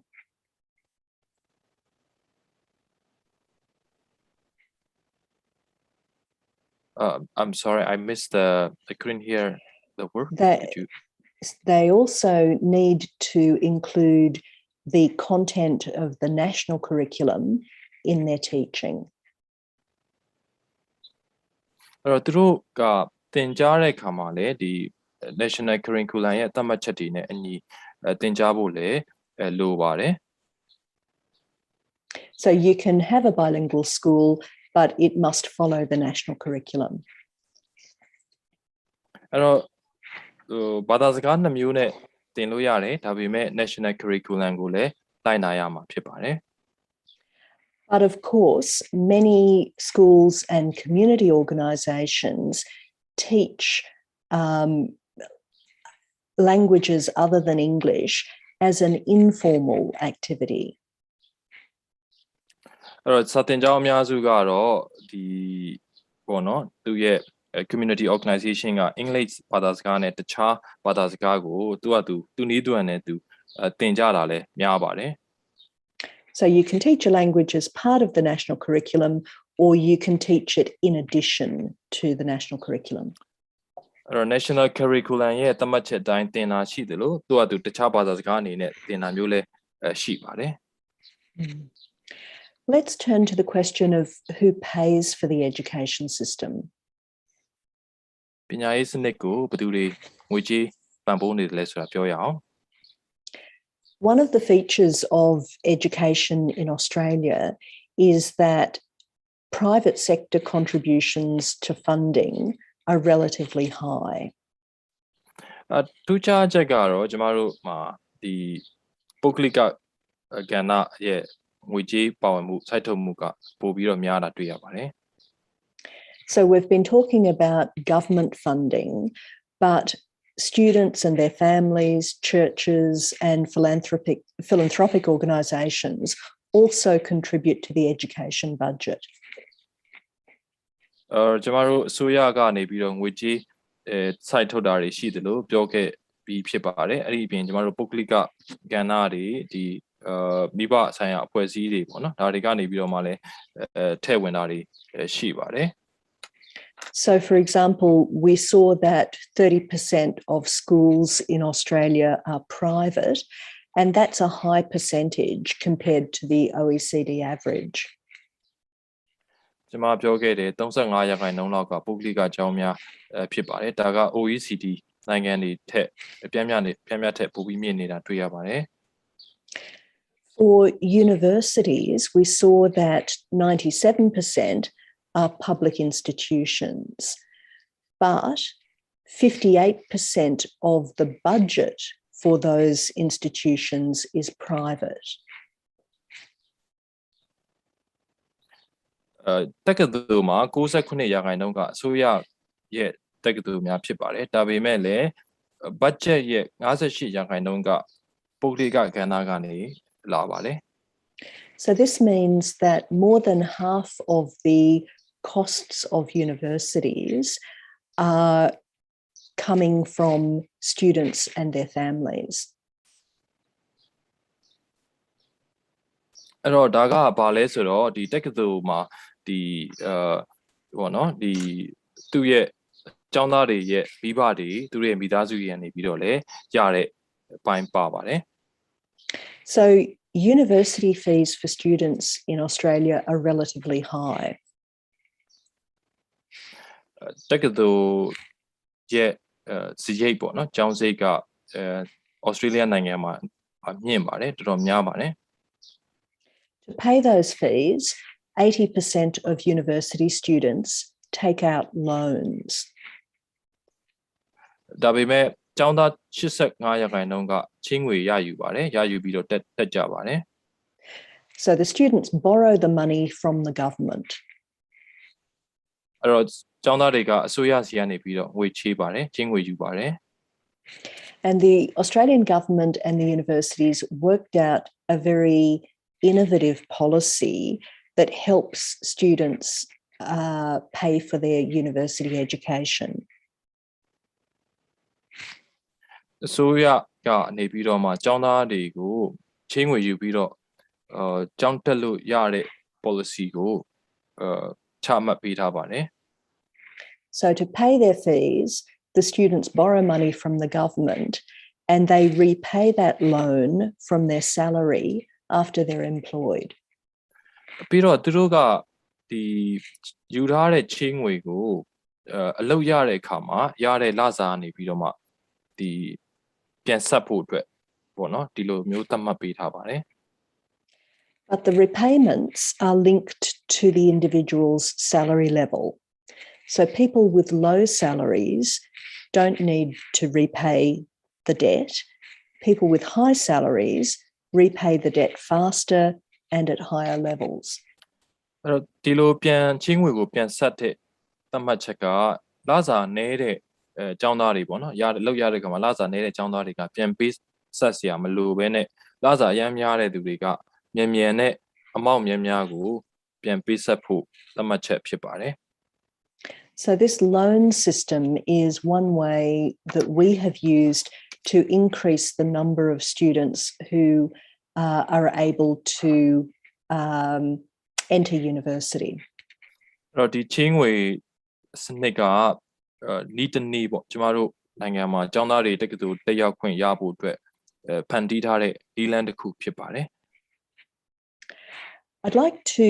turn now just to talk for a moment about how education policy is coordinated. အခုကျမပညာရေးဆိုင်ရာ policy ဘယ်လိုကျမတို့ညှိနှိုင်းဆောင်ရွက်ကြလဲဆိုတာအနေငယ်ပြောပါမယ် So at the highest level, education policy is discussed by the Council of Australian Governments, which is made up of the federal and the state and territory government leaders. ဒီကျမတို့ကဏ္ဍမှာပေါ့နော်ဒီပညာရေး policy ကို Australia နိုင်ငံအစိုးရကောင်စီဒီကောင်စီမှာပညာရေးကောင်စီပါတယ်ပြီးတော့ state နဲ့ federal territory အစိုးရဘိုင်းကကြီးတန်းတွေပါပါတယ်သူတို့နဲ့ဖွဲ့စည်းထားပါတယ်ဒီ level မှာကျမတို့ဆွေးနွေးပါတယ် And after the COVID-19 pandemic in 2020, we changed that council to become a national cabinet. 2020 COVID-19 ရောဂါပြန်ပွားပြီးတဲ့အခါမှာဒါကိုကျမတို့ကကောင်စီကနေပြီးတော့မှ cabinet အနေနဲ့ပြောင်းလဲလိုက်ပါတယ် So in this slide, we can see the national cabinet on the left-hand side. ဒီမှာကျမတို့ national cabinet ဘယ်ဘက်မှာတွေ့ရမှာဖြစ်ပါတယ် And in the middle of the diagram is the Australian Curriculum Assessment and Reporting Authority. This is the independent authority that sets curriculum. အဲ့တော့ဒီအလယ်မှာတော့ Australia နိုင်ငံသင်ရိုးညွှန်းတမ်းကဲဖြစ်ခြင်းနဲ့စီခံခြင်းအာဏာပိုင်အဖွဲ့ပေါ့နော်ခုနကကျွန်မပြခဲ့တဲ့အဖွဲ့ဖြစ်ပါတယ် This same authority is also responsible for testing school students in years 3, 5, 7 and 9 to check their literacy and numeracy. အဲ့တော့ဒီမှာကဒီ authority ကဒီနှစ်3နှစ်5နှစ်9နှစ်9နှစ်မှာလဲသူက test လုပ်ဖို့ကျောင်းသားတွေကို test လုပ်ဖို့အတွက်တာဝန်ယူရပါတယ် And so also supporting the authority and participating in policy making, we see the state and territory governments, private schools, government schools and university researchers. So ဒါမှာကျမတို့အစိုးရကျောင်းတွေဒီ private school တွေအကုန်လုံးနဲ့အကျုံးဝင်ပါတယ် We're doing this kind of education policy coordination to try to achieve the same quality of education across the country. ကျမတို့ဒီပညာရေးမူဝါဒကိုဒီလိုဘာကြောင့်ချမှတ်ရလဲဆိုတော့တနိုင်ငံလုံးမှာရှိတဲ့ပညာရေးကဏ္ဍကညီတူညီမျှရှိစေဖို့အတွက်ရည်ရွယ်ပါတယ် We think that that's essential for economic growth, but also for social stability. ဒါကစီးပွားရေးကဏ္ဍဖွံ့ဖြိုးဖို့လူမှုရေးကဏ္ဍလည်းတာတူညီမျှရှိဖို့ကိုအရေးကြီးတယ်လို့ကျမတို့ယူဆပါတယ် And Australia, like other countries, has to meet the sustainable development goals for education at all levels. Australia နိုင်ငံကလည်းတခြားနိုင်ငံတွေလိုပဲရည်ရှိဖွံ့ဖြိုးရေးပန်းတိုင်တွေပြည့်မီဖို့အတွက်လိုအပ်ပါတယ်ပညာရေးကဏ္ဍမှာလည်းလိုအပ်ပါတယ် So up to now, I've been telling a fairly positive story, but I'd also like to share some of our challenges. အခုပြောခဲ့ပြီးသမျှအချိန်ထိကျမအကောင်းတွေပဲအသာချက်တွေပဲကျမပြောခဲ့တာဖြစ်ပါတယ်ကျမတို့ရဲ့အခက်အခဲတွေလည်းကျမအနေငယ်တင်ပြချင်ပါတယ် So one of the things that is difficult in Australia is that students in rural areas and Indigenous students perform at much lower levels in school than students in urban areas do. Australia နိုင်ငံရဲ့အခက်အခဲပညာရေးကဏ္ဍမှာရှိတဲ့အခက်အခဲတစ်ခုကကျေးလက်ဒေသမှာရှိတဲ့အကြောင်းသူကျောင်းသားတွေကမြို့ပြမှာနေတဲ့အကြောင်းသူကျောင်းသားတွေထက်ပညာရေးမှာလိုက်မမီနိုင်တာတွေကျွန်တော်တို့တွေ့ရပါတယ် And in Indigenous and rural communities, the number of students who finish school and the number of students who go to university are still relatively low. ဌာနေတိုင်းရင်းသားတွေရဲ့တက္ကသိုလ်တက်ရောက်တဲ့ရာခိုင်နှုန်းကလည်းနည်းပါးနေသေးတယ် So in our system, Indigenous students are about 6% of all students. ကျွန်တော်တို့စနစ်မှာဒီဌာနေတိုင်းရင်းသားတွေကကျောင်းတက်တဲ့အခါမှာ6ရာခိုင်နှုန်းလောက်ပါပါတယ် Our system also has to cover students with disability. ကျွန်တော်တို့စနစ်ကမတန်ဆွမ်းကျောင်းသူကျောင်းသားတွေအတွက်လည်းအကျုံးဝင်အောင်စီစဉ်ပေးထားပါတယ် So at the moment, we estimate that about 10% of students in Australia have some form of disability. လောလောဆယ်မှာ Australia နိုင်ငံမှာ10ရာခိုင်နှုန်းလောက်ပေါ့ကျောင်းသားကျောင်းသူ10ရာခိုင်နှုန်းလောက်ကဒီမတန်ဆွမ်းတွေဖြစ်ပါတယ် And about 5% have really severe disability. အဲ့တော့အဲ့ဒီကမှ9ရာခိုင်နှုန်းလောက်ကတော့တကယ်အခြေအနေဆိုးတဲ့အနေအထားမျိုးဖြစ်ပါတယ် So that reality has caused government to change the way that it funds education. ဒီဖြစ်စဉ်ဖြစ်ရက်တွေကြောင့်ကျမတို့နိုင်ငံမှာအစိုးရကရန်ပုံငွေခွဲဝေမှုကိုပြန်ပြီးပြင်ဆင်ရပါတယ် So in 2018, we had a big reform of funding for schools in Australia. 2018မှာဒါကြောင့်မလို့ကျောင်းတွေကိုရန်ပုံငွေခွဲဝေတဲ့ပုံစံကိုပြန်ပြီးတော့ပြင်ဆင်ခဲ့ပါတယ် So this means that federal funding for schools is now based on an analysis of the individual student need, whether that's poverty or disability or remote location. အဲ့တော့အဲ့ဒီကနေရလာတဲ့အချက်က federal funding ကိုငွေပေးတဲ့အခါမှာစာသင်ကျောင်းတစ်ကျောင်းရဲ့စီစစ်တုံးသက်ချက်ပေါ်မှာမူတည်ပြီးတော့မှကျမတို့ပေးပါတယ်အဲ့ဒါကဆင်းရဲမှုကျောင်းသားကျောင်းသူတွေကျောင်းကိုလက်လန်းမီတက်ရောက်ခွင့်ရှိမှုစတဲ့ချက်တွေပေါ်မှာမူတည်ပြီးတော့မှညံပုံငွေရထားသတ်မှတ်ပေးပါတယ် So the basis of the new funding standard is the same amount per student for the same needs, regardless of location. အဲ့တော့ဒီသတ်မှတ်ချက်ကလိုအပ်ချက်တူတဲ့ကျောင်းသားတွေဆိုရင်ရတဲ့ရန်ပုံငွေကြေးအတူတူပဲဖြစ်သွားပါတယ်ဘယ်နေရာကပဲဖြစ်ဖြစ်အတူတူပဲဖြစ်ပါတယ် sorry What this means in practical terms is that over the next 10 years, funding will be moved from some schools to other schools according to the profile of the students. ဆိုတော့ဒါကဘာကိုပြလဲဆိုတော့နောင်လာမဲ့10နှစ်မှာရန်ပုံငွေရထားချက်ကစာသင်ကျောင်းတစ်ကျောင်းကနေတခြားတစ်ကျောင်းအတွက်ကိုပြောင်းပြီးတော့မှရထားပေးတဲ့ပုံစံဖြစ်သွားနိုင်ပါတယ်ဒါကလည်းကျောင်းသားတွေရဲ့လိုအပ်ချက်ပေါ်မူတည်ပြီးတော့မှရွှေ့သွားရမှာဖြစ်ပါတယ် So the basis of the funding will become the student rather than the school or the location. ရန်ပုံငွေရထားသတ်မှတ်ချက်ကစာသင်ကျောင်းလိုအပ်ချက်ပေါ်မှာမဟုတ်ဘဲနဲ့ကျောင်းသားကျောင်းသူတွေရဲ့လိုအပ်ချက်ပေါ်မှာကြည့်တဲ့ပုံစံမျိုးဖြစ်သွားပါတယ်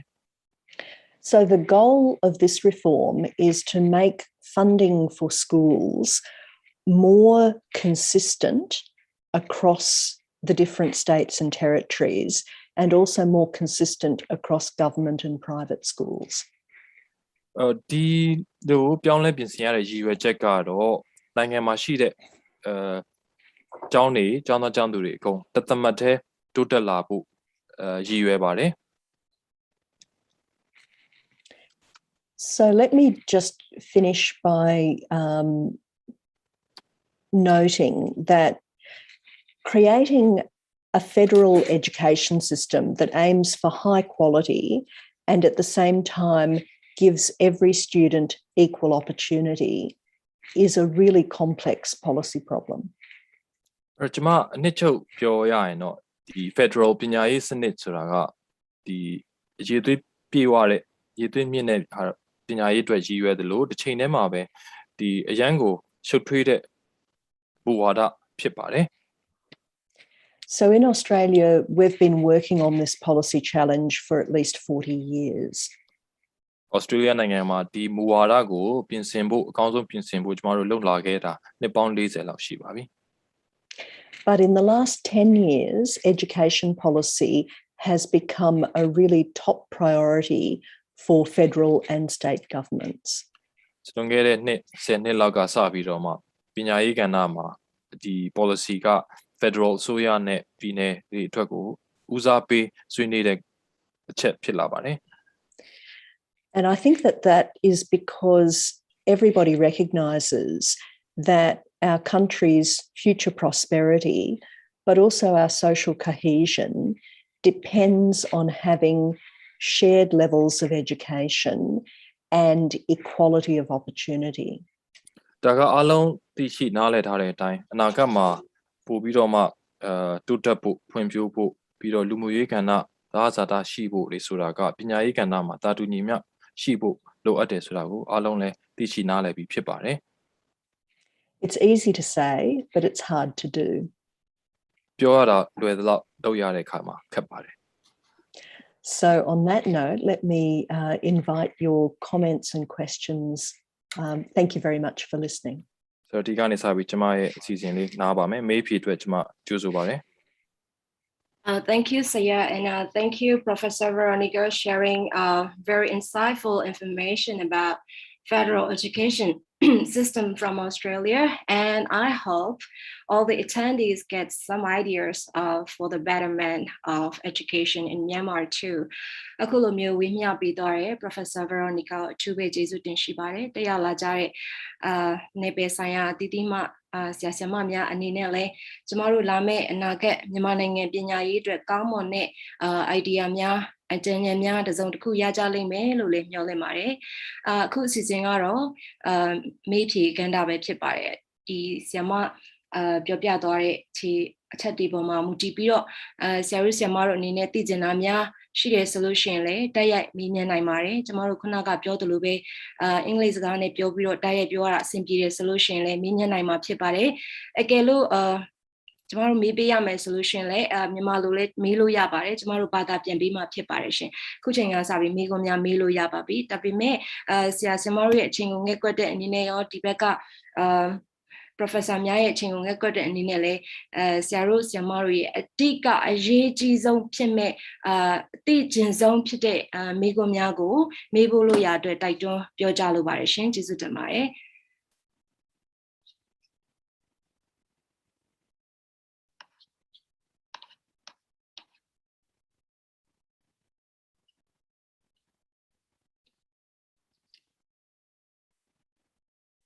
မေးခွန်းမေးစရာများရှိပါလားရှင်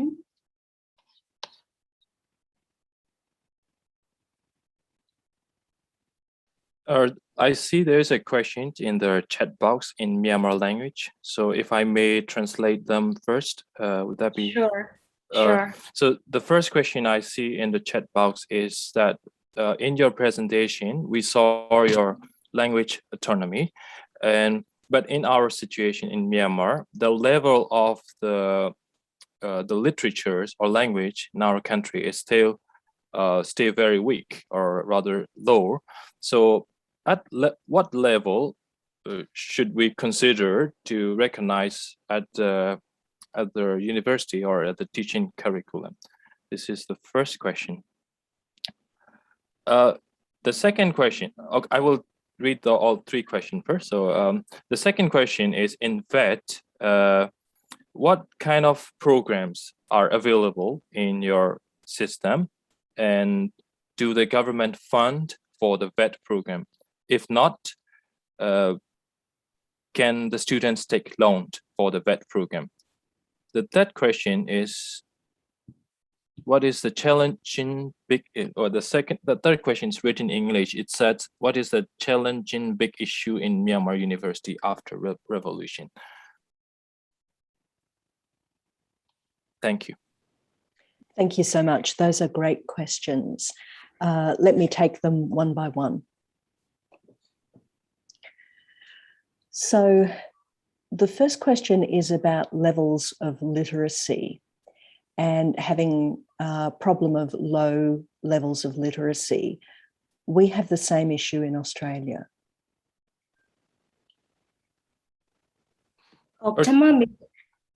Yes, Okay, go on, Sarah. Sorry. ပထမမေးခွန်းကိုဖြေရမယ်ဆိုလို့ရှိရင်စာပေအဆင့်မရှိသေးတဲ့ဘာသာစကားတွေနဲ့ပတ်သက်ပြီးတော့မေးတဲ့ဟာကိုကျွန်မတွေ့ရပါတယ်ဒီမေးခွန်း၃ခုမှာတစ်ခုချင်းစီသွားပါရစေရှင်ဒီကိစ္စကတော့ကျွန်တော်တို့ Australia မှာလည်းအတူတူရင်ဆိုင်နေရတဲ့ပြဿနာပဲဖြစ်ပါတယ် Yes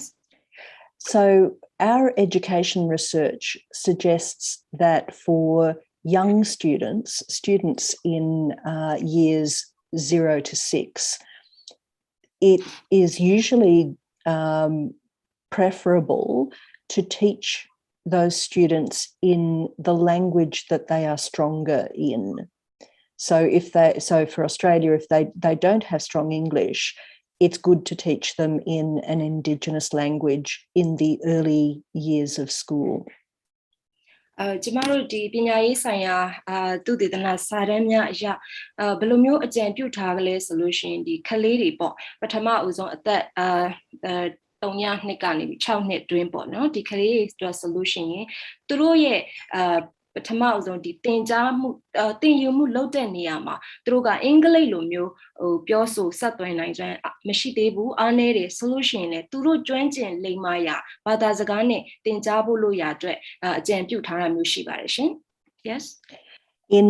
high school, we have two streams. We have English for native speakers and also English as a second language. And you can graduate from high school with English as a second language. ဆိုတော့ကျွန်တော်တို့ဒီအထက်တန်းပညာရေးမှာဆိုလို့ရှိရင်နှစ်ခုခွဲလိုက်ပါတယ်ဒါကတော့ဘာလဲဆိုတော့အင်္ဂလိပ်စာပေါ့ဒါအင်္ဂလိပ်စကားကိုတကယ်ကိုnative ချိန်လုံးပြောလာတဲ့ကျောင်းသားတွေအတွက်လည်းရှိတယ်လို့မျိုးဒါမှမဟုတ်အင်္ဂလိပ်စာကိုဒုတိယဘာသာစကားအနေနဲ့သင်ကြားတဲ့ပြောဆိုနေတဲ့ကျောင်းသားတွေအတွက်ဆိုပြီးတော့ကျွန်တော်တို့တက္ကသိုလ်မှာsorry ဒီစစ်မြင့်အထက်တန်းမှာကျွန်တော်တို့နှစ်ခုခွဲထားတာရှိပါတယ်ရှင် Yes And in universities we also provide a lot of additional English instruction support because 25% of our students are international students who don't have English as a first language. ကျွန်တော်တို့တက္ကသိုလ်မှာဆိုလို့ရှိရင်ဒီဘာသာရပ်ဆိုင်ရာဥပမာဒီအင်္ဂလိပ်နဲ့ဆိုင်တဲ့ဒီ instruction တွေညွှန်ကြားဒီပညာရပ်ကိုသင်ကြားဖို့လို့အတွက်လမ်းညွှန်ထားတဲ့အရာတွေကိုလည်းကျွန်တော်တို့ထပ်မံထည့်သွင်းထားပါတယ်။ဘာဖြစ်လို့လဲဆိုတော့ကျွန်တော်တို့စီမှာလာရောက်ပညာသင်ကြားနေတဲ့ကျောင်းသားတွေဟာဆိုရင်ကျောင်းသားတွေရဲ့25%ဟာဆိုလို့ရှိရင်အင်္ဂလိပ်ဘာသာစကားကိုမိခင်ဘာသာစကားအဖြစ်ပြောတဲ့နိုင်ငံတွေကမဟုတ်တဲ့အတွက်ကြောင့်ဖြစ်ပါတယ်ပြောချင်တာကတော့25%ကအခြားသောနိုင်ငံတွေကလာပြီးတော့ပညာသင်ကြားတဲ့ကျောင်းသားတွေဖြစ်တဲ့အတွက်ကြောင့်မလို့တက္ကသိုလ်တွေမှာအင်္ဂလိပ်စာနဲ့ပတ်သက်တဲ့ဒီလမ်းညွှန်ပြသထားတဲ့လမ်းညွှန်ထားတဲ့အရာတွေကိုထည့်သွင်းပူးပေါင်းထားတယ်လို့ပြောချင်တာဖြစ်ပါတယ် Yes. So the goal in the system is to bring everyone to the same level of English literacy. But the reality is that in order to do that, you need to build in additional support for people who are starting at a lower level. So အဓိကရည်ရွယ်ချက်ကတော့ဒီအင်္ဂလိပ်စာကိုအခုလိုမျိုးဖက်ဖက်ကနေပြီးတော့လိုအပ်ချက်ရှိတဲ့အလျောက်ကျွန်တော်တို့ပံ့ပိုးထားတာနဲ့အညီအားလုံးတဦးချင်းတယောက်ချင်းစီတိုင်းမှာကျောင်းသားတိုင်းမှာပြည့်မီတဲ့ဒီပညာရေးကိုသင်ကြားနိုင်မှုအတွက်ဖြစ်ပါတယ် Let me go to the next question, which was about funding for VET programs. ဒီကမိကုန်းအနေနဲ့ဒီတမွေးပညာနဲ့ပတ်သက်ပြီးတော့ဒီထောက်ပံ့ခြင်းငွေကြေးကိစ္စနဲ့ပတ်သက်ပြီးတော့ဖြေပြရစီရှင် Yeah. So yes, government does provide funding for vocational and technical education, and also the students in that sector are able to use government loans that are very similar to university tuition loans. ဒီမေကုန်းကိုဖြေရမယ်ဆိုလို့ရှိရင်ဟုတ်ကဲ့ကျမတို့စီမှာအစိုးရအနေနဲ့ကျောင်းသားများကိုဒီ students လုံးနဲ့ပတ်သက်ပြီးတော့ယူနိုင်မှုအတွက်ချေးယူနိုင်မှုအတွက်ပြင်ဆင်ထားတာရှိပါတယ်ဒါကတော့တက္ကသိုလ်သွားတဲ့အကြောင်းတက္ကသိုလ်တက်တဲ့ကျောင်းသားတွေထောက်ပံ့ sorry ဒီချင်းဝေယူလို့ရတယ်လို့မျိုးပဲဒီရဲ့ back school တမွေးပညာတက်တဲ့ကျောင်းသားတွေအတွက်လည်းစီစဉ်ထားတာမျိုးရှိပါတယ်ရှင် Yeah, so the vet student borrows the loan from the government, and then when they finish their technical training course and get a job, they repay the loan from their salary. ဘာကတော့ခုနရှင်းပြသွားသလိုပဲဒီတမွေးပညာတက်တဲ့ကျောင်းသားတွေအနေနဲ့ဆိုရစီကနေပြီးတော့ချင်းဝေယူလို့ရတယ်ဘယ်ချိန်မှာပြန်ဆက်ရမလဲဆိုလို့ရှိရင်သူတို့တွေဒီပညာသင်ကြားတက်မြောက်သွားပြီးတော့လုပ်ငန်းခွင်ဝင်တဲ့အခါမှာအလုပ်ရလာတဲ့အခါမှာပြန်လဲဆက်နိုင်မှာဖြစ်ပါတယ်ဆိုရစီကိုလေ This loan system is probably the most important policy innovation from Australia, and it has been copied in many countries, including Thailand. ဆိုတော့ဒီချင်းဝေချေးပေးခြင်းစနစ်ဟာဆိုလို့ရှိရင်ကျမတို့ Australia ကနေပြီးမှအလုံးအမတန်မှကောင်းမွန်တဲ့ဟိုစောဦးစနစ်ဖြစ်ပါတယ်ဒီရဲ့စနစ်ကအလုံးအမတန်ကောင်းမွန်တဲ့အတွက်ကြောင့်မလို့အခြားနိုင်ငံတွေကလည်းဥပမာထိုင်းလန်လိုနိုင်ငံမျိုးကလည်းဒီလိုမျိုးစနစ်ကိုကျင့်သုံးနေတာကိုတွေ့ရမှာဖြစ်ပါတယ် And then the third question was about the big challenges or the big issues for Myanmar post-coup. တတိယတစ်ချက်မေးခွန်းကတော့ဒီရဲ့တော်လှန်ရေးပြီးသွားတဲ့အခါမှာမြန်မာနိုင်ငံမှာတွေ့ကြုံလာနိုင်တဲ့စိန်ခေါ်မှုမျိုးတက္ကသိုလ်များအတွက်စိန်ခေါ်မှုမျိုးကဘာတွေဖြစ်နိုင်လဲဆိုတဲ့မေးခွန်းနဲ့ပတ်သက်ပြီးပြောပြပါရှင် I think you know this better than me, but if I could nominate three things, I would say, first of all, understanding the value of investing in education. ဒီကိစ္စနဲ့ပတ်သက်ပြီးပြောရမယ်ဆိုလို့ရှိရင်တကယ်တော့လူချင်းမင်းတို့ဟာကျမထက်ကိုပို့ပြီးတော့လူချင်းမင်းတို့ရဲ့နိုင်ငံအကြောင်းကိုပို့သိတာဖြစ်ပါတယ်။ဒါပေမဲ့ကျမအနေနဲ့အကြံပြုရမယ်ဆိုလို့ရှိရင်၃ချက်နဲ့အကြံပြုကြပါတယ်။ပထမတစ်ချက်ဟာဆိုလို့ရှိရင်လူချင်းမင်းတို့အနေနဲ့ပညာရေးပုံမှာရင်းနှီးမြှုပ်နှံခြင်းရဲ့အားသာချက်ဒီရဲ့အချက်ကိုသိထားရမှာဖြစ်ပါတယ် Yes So that means investing much more GDP, investing much more budget in education.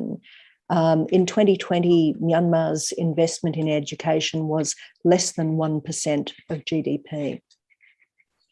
အဲ့တော့ဒီရဲ့ဟာမှာရင်းနှီးမြှုပ်နှံတယ်လို့ပြောတဲ့နေရာမှာ budget ဘယ်လောက်ပဲရွေးပင်များရင်းနှီးမြှုပ်နှံတဲ့နေဆိုတာကိုလည်းနားလည်တင်ပါတယ်။ဘာဖြစ်လို့လဲဆိုတော့2020ခုနှစ်မတိုင်ခင်ထိကျမတို့ဒီမြန်မာနိုင်ငံရဲ့လူချင်းမင်းတို့ရဲ့မြန်မာနိုင်ငံရဲ့ပညာရေးအတွက်ရင်းနှီးမြှုပ်နှံမှုဟာဆိုလို့ရှိရင် GDP ရဲ့1%ထက်ကိုနည်းနေတာကိုတွေ့ရပါတယ်ရှင် So this isn't enough. ဒါကတကယ်ကိုလုံလောက်မှုမရှိပါဘူးရှင် And the other thing I would nominate is building up the vet and university sector. University and vet sector, right? Yeah. Okay. Now the check out the တက္ကသိုလ်တွေကိုဒီတမွေးပညာကျောင်းတွေကိုဒီထက်ပိုပြီးတော့တာလွန်ပြီးအဆင့်မြင့်ဖို့လိုအပ်ပါတယ်ရှင်ပိုပြီးတော့ကောင်းမွန်အောင်ဆောင်ရွက်ဖို့လိုပါတယ်ဒီရဲ့တက္ကသိုလ်တွေကိုရောတမွေးပညာကျောင်းတွေကိုရောပေါ့လေ And that means thinking of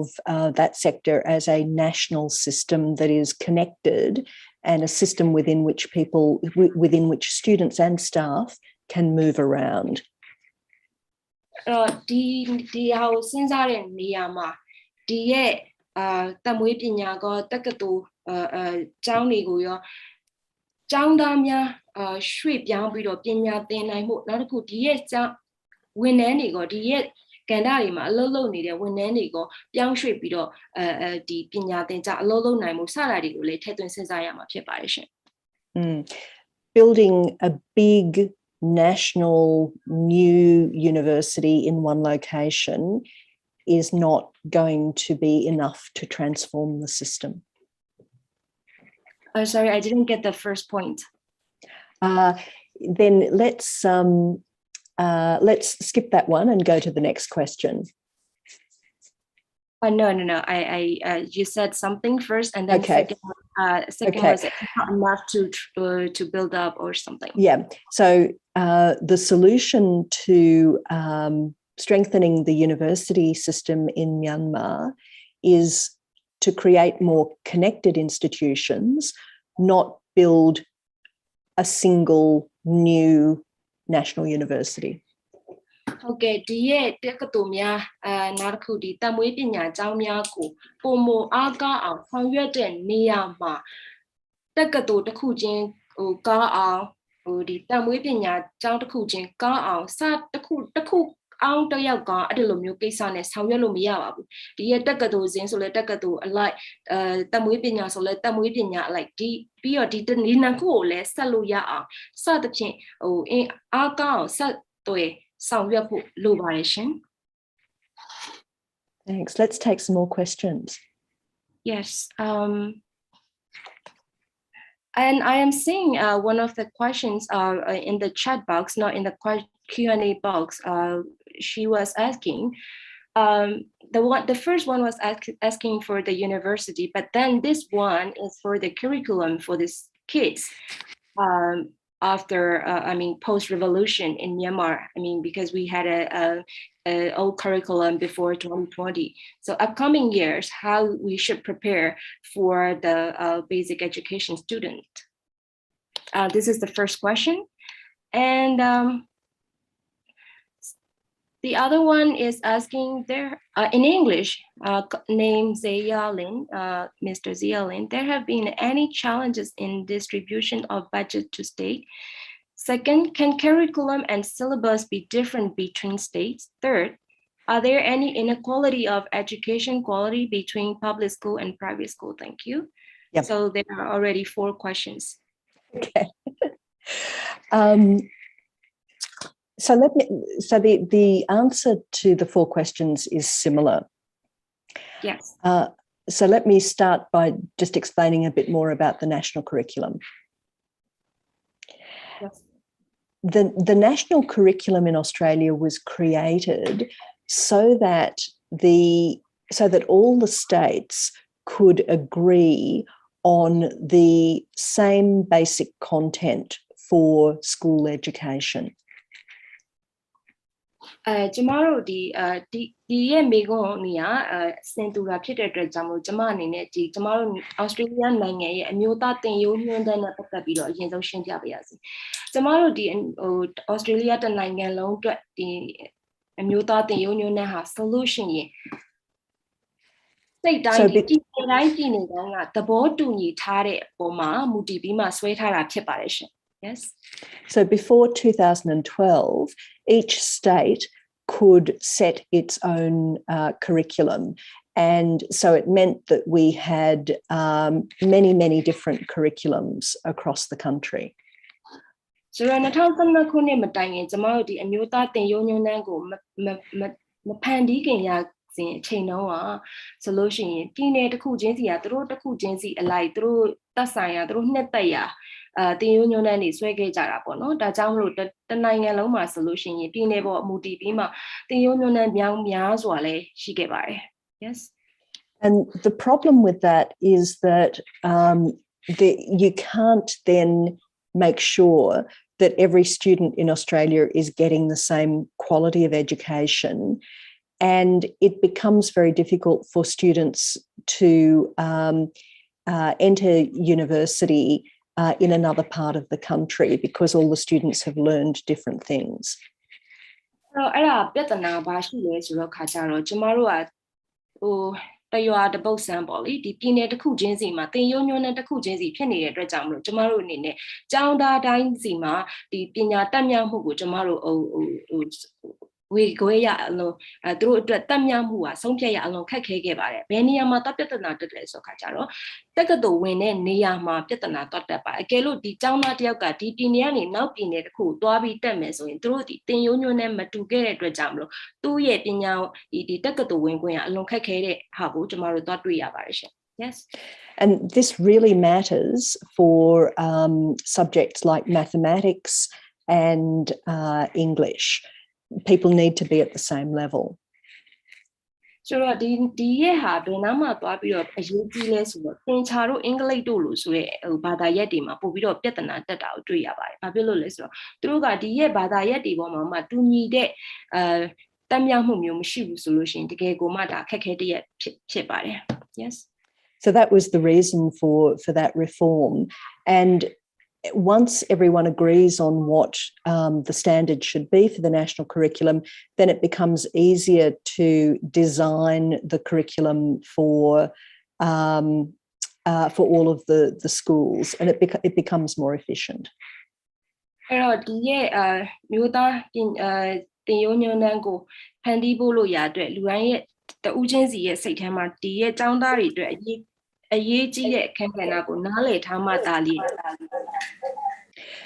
of the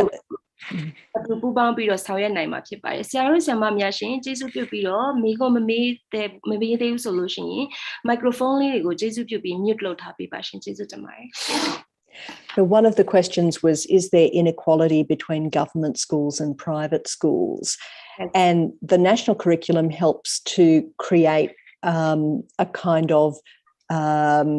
equality between the two systems, and the federal funding is intended to create equality between the two systems as well. So, Siaro di Mamigo Mediania, public ne private Johnny Mai,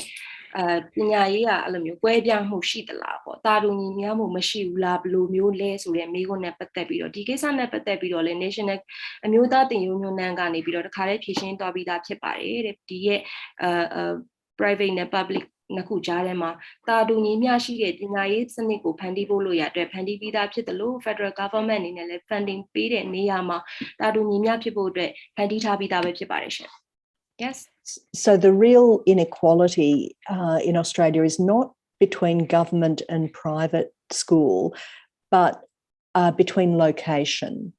So if you're in a wealthy part of the country, private schools and government schools look very nice. If you're in a poor part of the country, government schools and private schools both have very minimal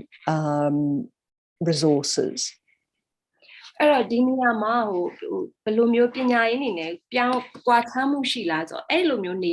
Alumio Piama Tesai, Lujimino Nene, Gelo Goa, Yango Chanda, Ditama, Dwajime solution, Diet Soya Jowney Goyo, Pocolica Jownia, the Geguma Pipita, my sari, Triama Tipio, the Tamans,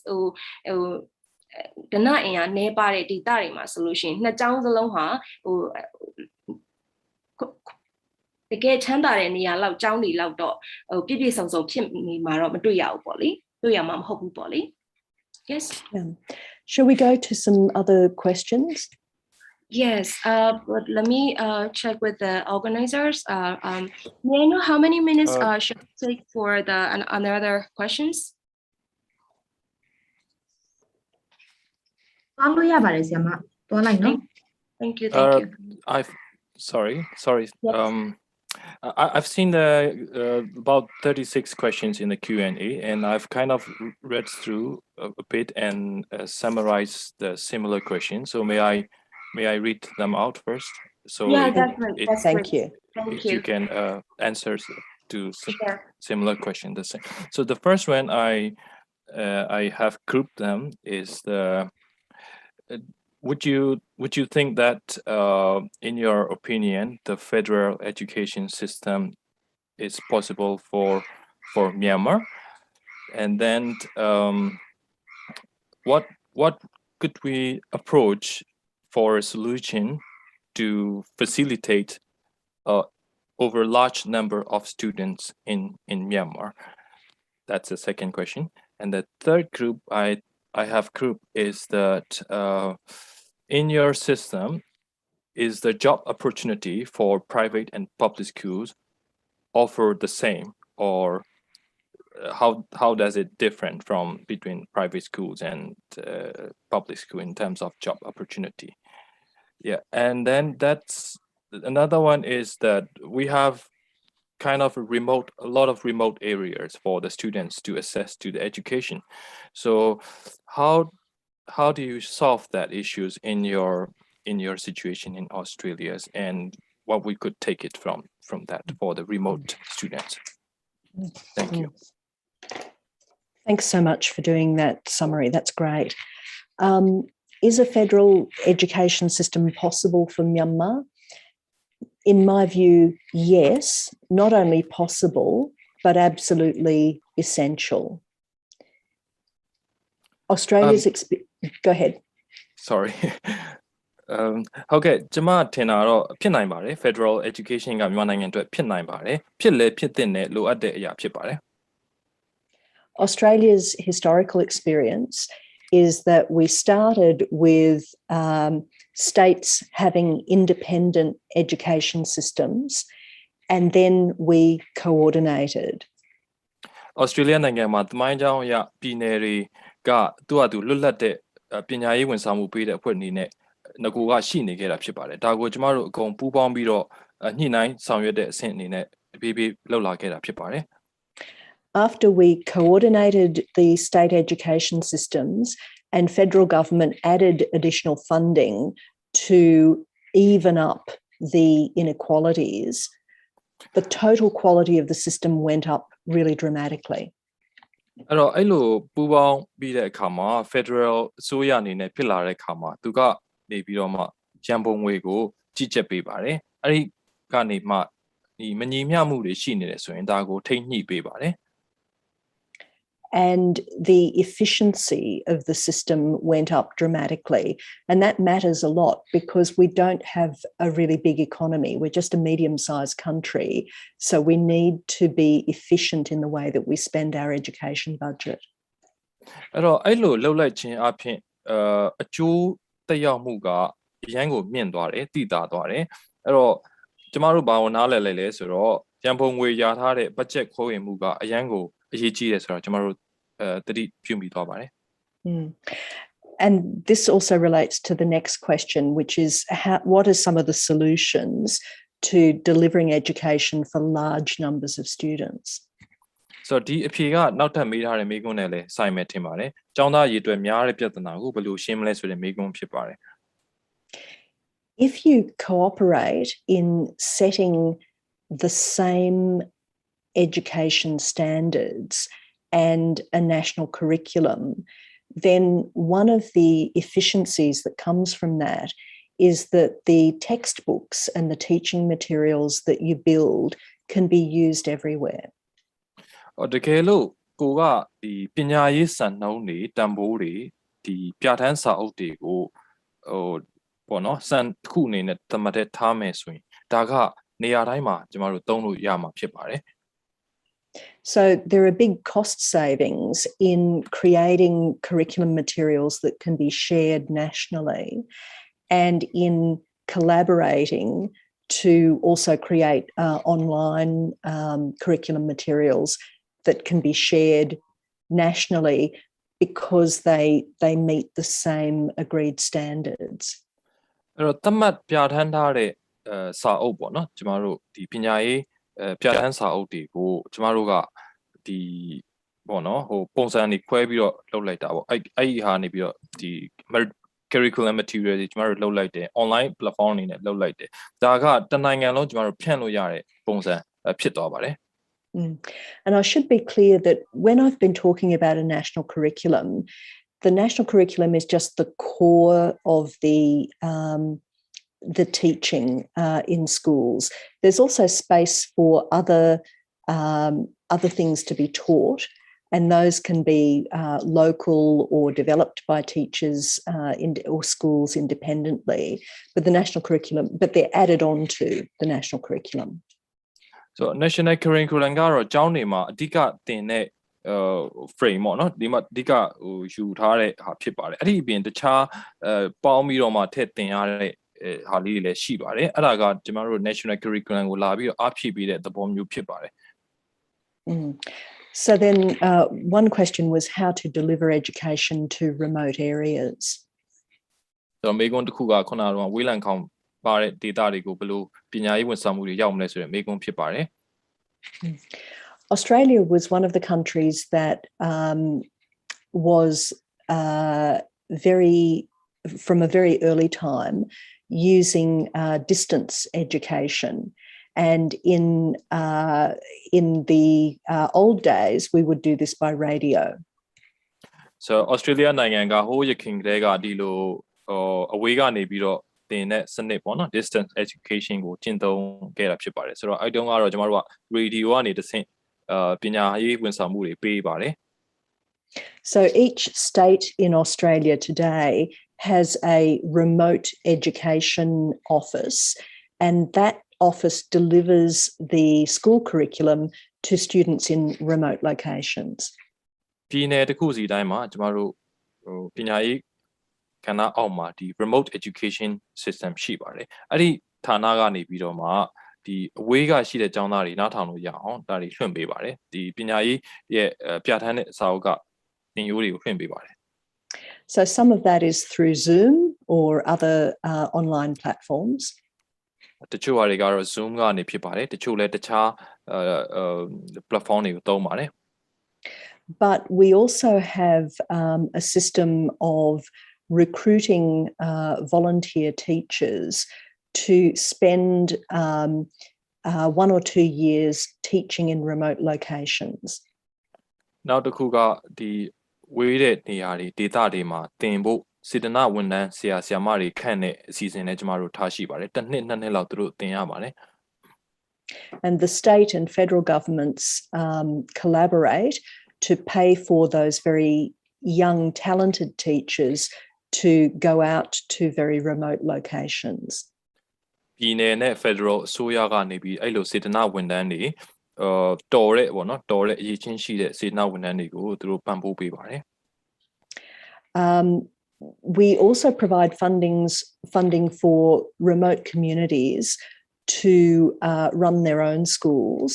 and some of those programs have been very successful. အဲ့လိုဝေးတဲ့ဒေသတွေမှာကျောင်းကိုယ်ပိုင်ကျောင်းဖွင့်ဖို့အတွက်လည်းကျမတို့ကရန်ပုံငွေပေးတဲ့အစီအစဉ်ရှိပါတယ်တချို့ဟာဆိုလို့ရှိရင်အစီအစဉ်တွေဆိုအရင်အောင်မြင်ပါတယ် There was a question about job opportunities and whether those are different for graduates from public or private schools. The answer is yes, of course. Graduates from private schools have more social advantages. But the solution to that inequality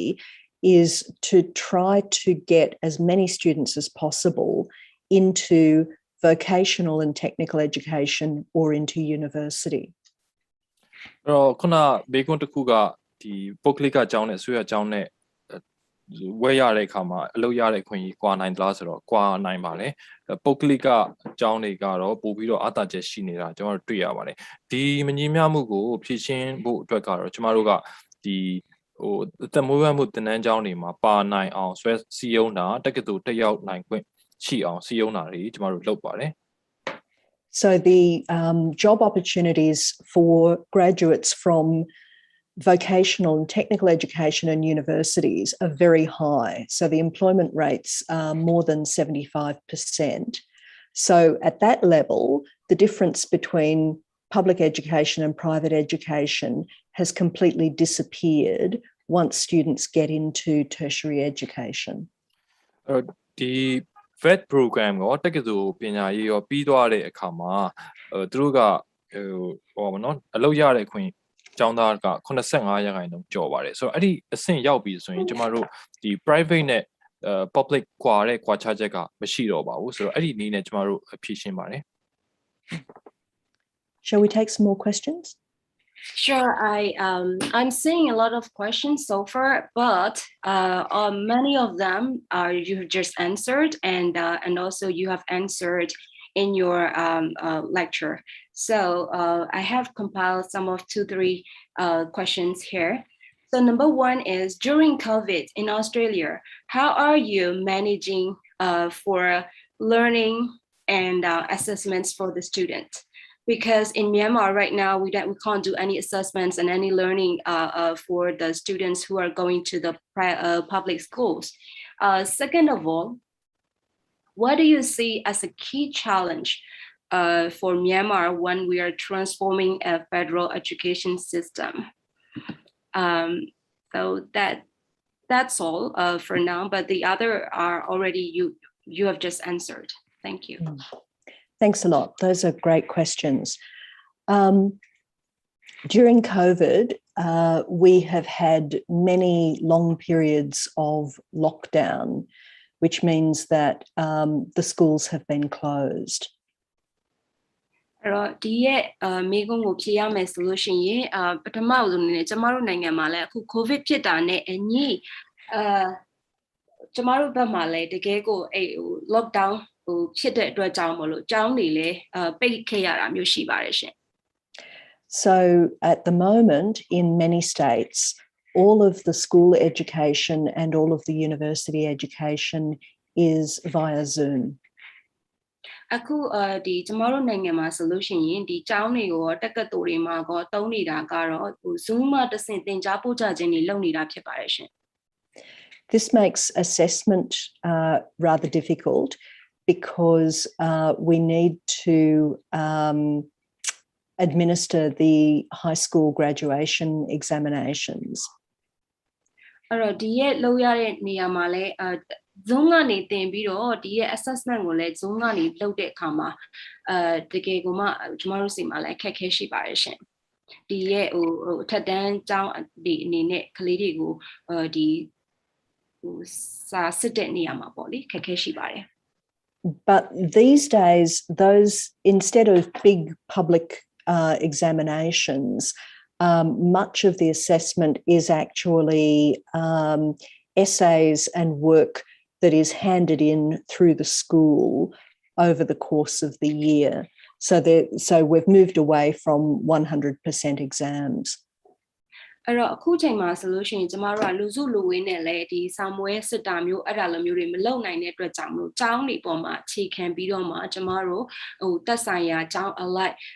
ဒီအ ਨੇ စုပဲစာမွေးဝဲကြီးကဲ့သို့မျိုးမဟုတ်ဘဲနဲ့စစ်ဆေးတဲ့ဟာမျိုးတွေကိုတော့ကျမတို့လုပ်နေနိုင်ပါတယ်အလုံးစုံစစ်ဆေးခြင်းဆိုတဲ့ဟာမျိုးကိုတော့ကျမတို့မလုပ်နေနိုင်ပါဘူးရှင် For the universities, for courses that have formal exams, we're using an examination software called Proctorio. တက္ကသိုလ်တွေမှာတော့ပုံမှန်စာမွေးရှိပါတယ်ဒါကိုတော့ကျမတို့ကဒီ Proctorio လို့ခေါ်တဲ့ software ကိုအသုံးပြုပြီးတော့အခုချိန်မှာစစ်ဆေးနေပါတယ်ရှင် This is a little bit controversial because, of course, it means that a student is sitting at home or in their bedroom completing the exam online, but also being monitored by their computer camera. အဲ့တော့ဒီလိုမျိုးစစ်တာတော့အနေငယ်တော့အငင်းပွားဝယ်တော့ရှိတာပေါ့လေဘာဖြစ်လို့လဲဆိုတော့ကျောင်းသားအိမ်မှာသူ့ကိုကွန်ပျူတာကတဆင့်ဟိုကြည့်ပြီးတော့သူဖြည့်နေတဲ့ဟာကို software ကိုသုံးပြီးတော့ဖြည့်နေတဲ့ဟာကဒါတကယ်သူ့ရဲ့ရေးချင်းအစစ်မှန်လားဘာလားဆိုတာကတော့အငင်းပွားဝယ်တော့ရှိနေတာတော့ရှိပါတယ်ရှင် Yes So the universities are encouraging lecturers to move away from exams and use other forms of assessment. အဲ့တော့ဒီတက္ကသိုလ်မှာသင်ကြားပြသနေတဲ့ဆရာဆရာမတွေကိုအခုချိန်မှာဟိုတိုက်တွန်းအားပေးနေတာကတော့ဗာလဲဆိုတော့စာမွေးဝဲစစ်တာထက်စားလို့ရှိရင်ဒီသူတို့ရဲ့အခြားသောကြည်စရာများကိုဟိုကြည့်ပြီးတော့ဒီမှာကျောင်းသားရဲ့ဟိုတိုးတက်မှုပညာကိုစာမွေးဝဲမှမဟုတ်ဘဲနဲ့အခြားသောကဏ္ဍများကိုလည်းကြည့်ပြီးတော့ဆုံးဖြတ်ဖို့လို့ရတဲ့ဆရာဆရာမတွေကိုအခုချိန်မှာဆွေးနွေးထားတာရှိပါတယ်ရှင် We've also made it possible for students to choose to simply receive a pass-fail result rather than a numerical result for their courses if they wish.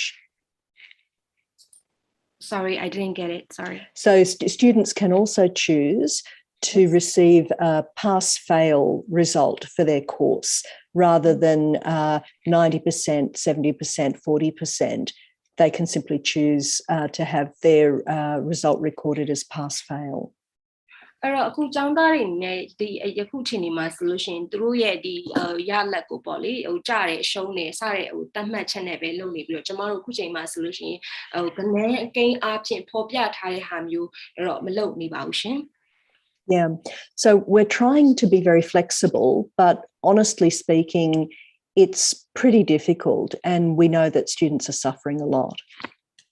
အဲ့တော့အခုချိန်မှာဆိုလို့ရှိရင်ကျမတို့လည်းတကယ်ကိုစိန်ခေါ်မှုဟိုရှိပါတယ်ကျောင်းသားတွေအနေနဲ့လည်းအလွန်တမ်းမှခက်ခဲတဲ့ကာလကိုကြော်ဖြတ်နေရတာဖြစ်ပါတယ်ရှင် On key challenges for a federal education system for Myanmar, one challenge or opportunity that I would nominate is the importance of investing in teachers and teacher quality.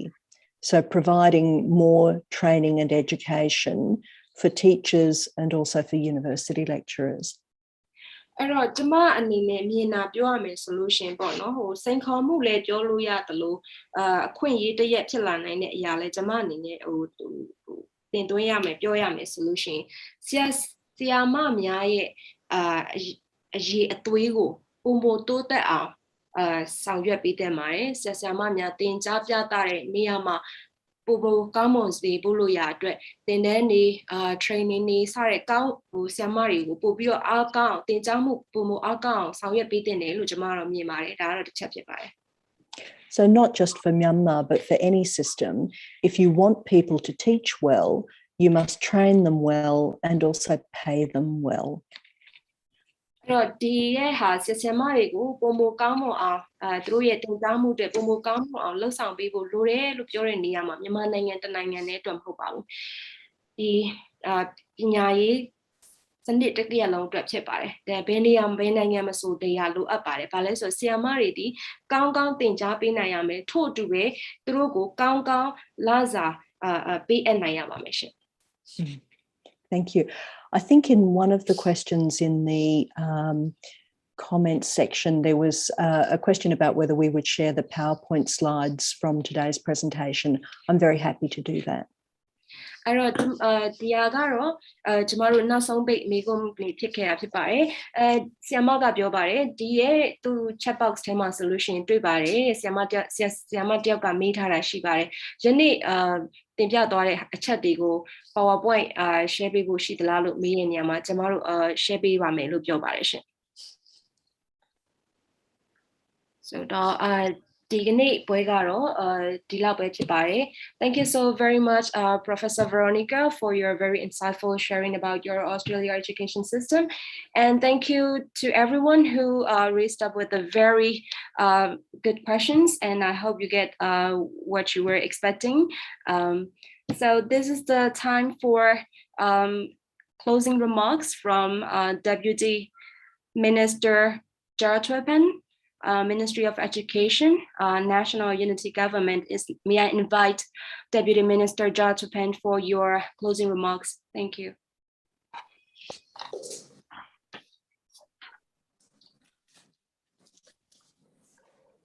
Thank you very much. I was listening from my bed. I was a bit unwell in the morning.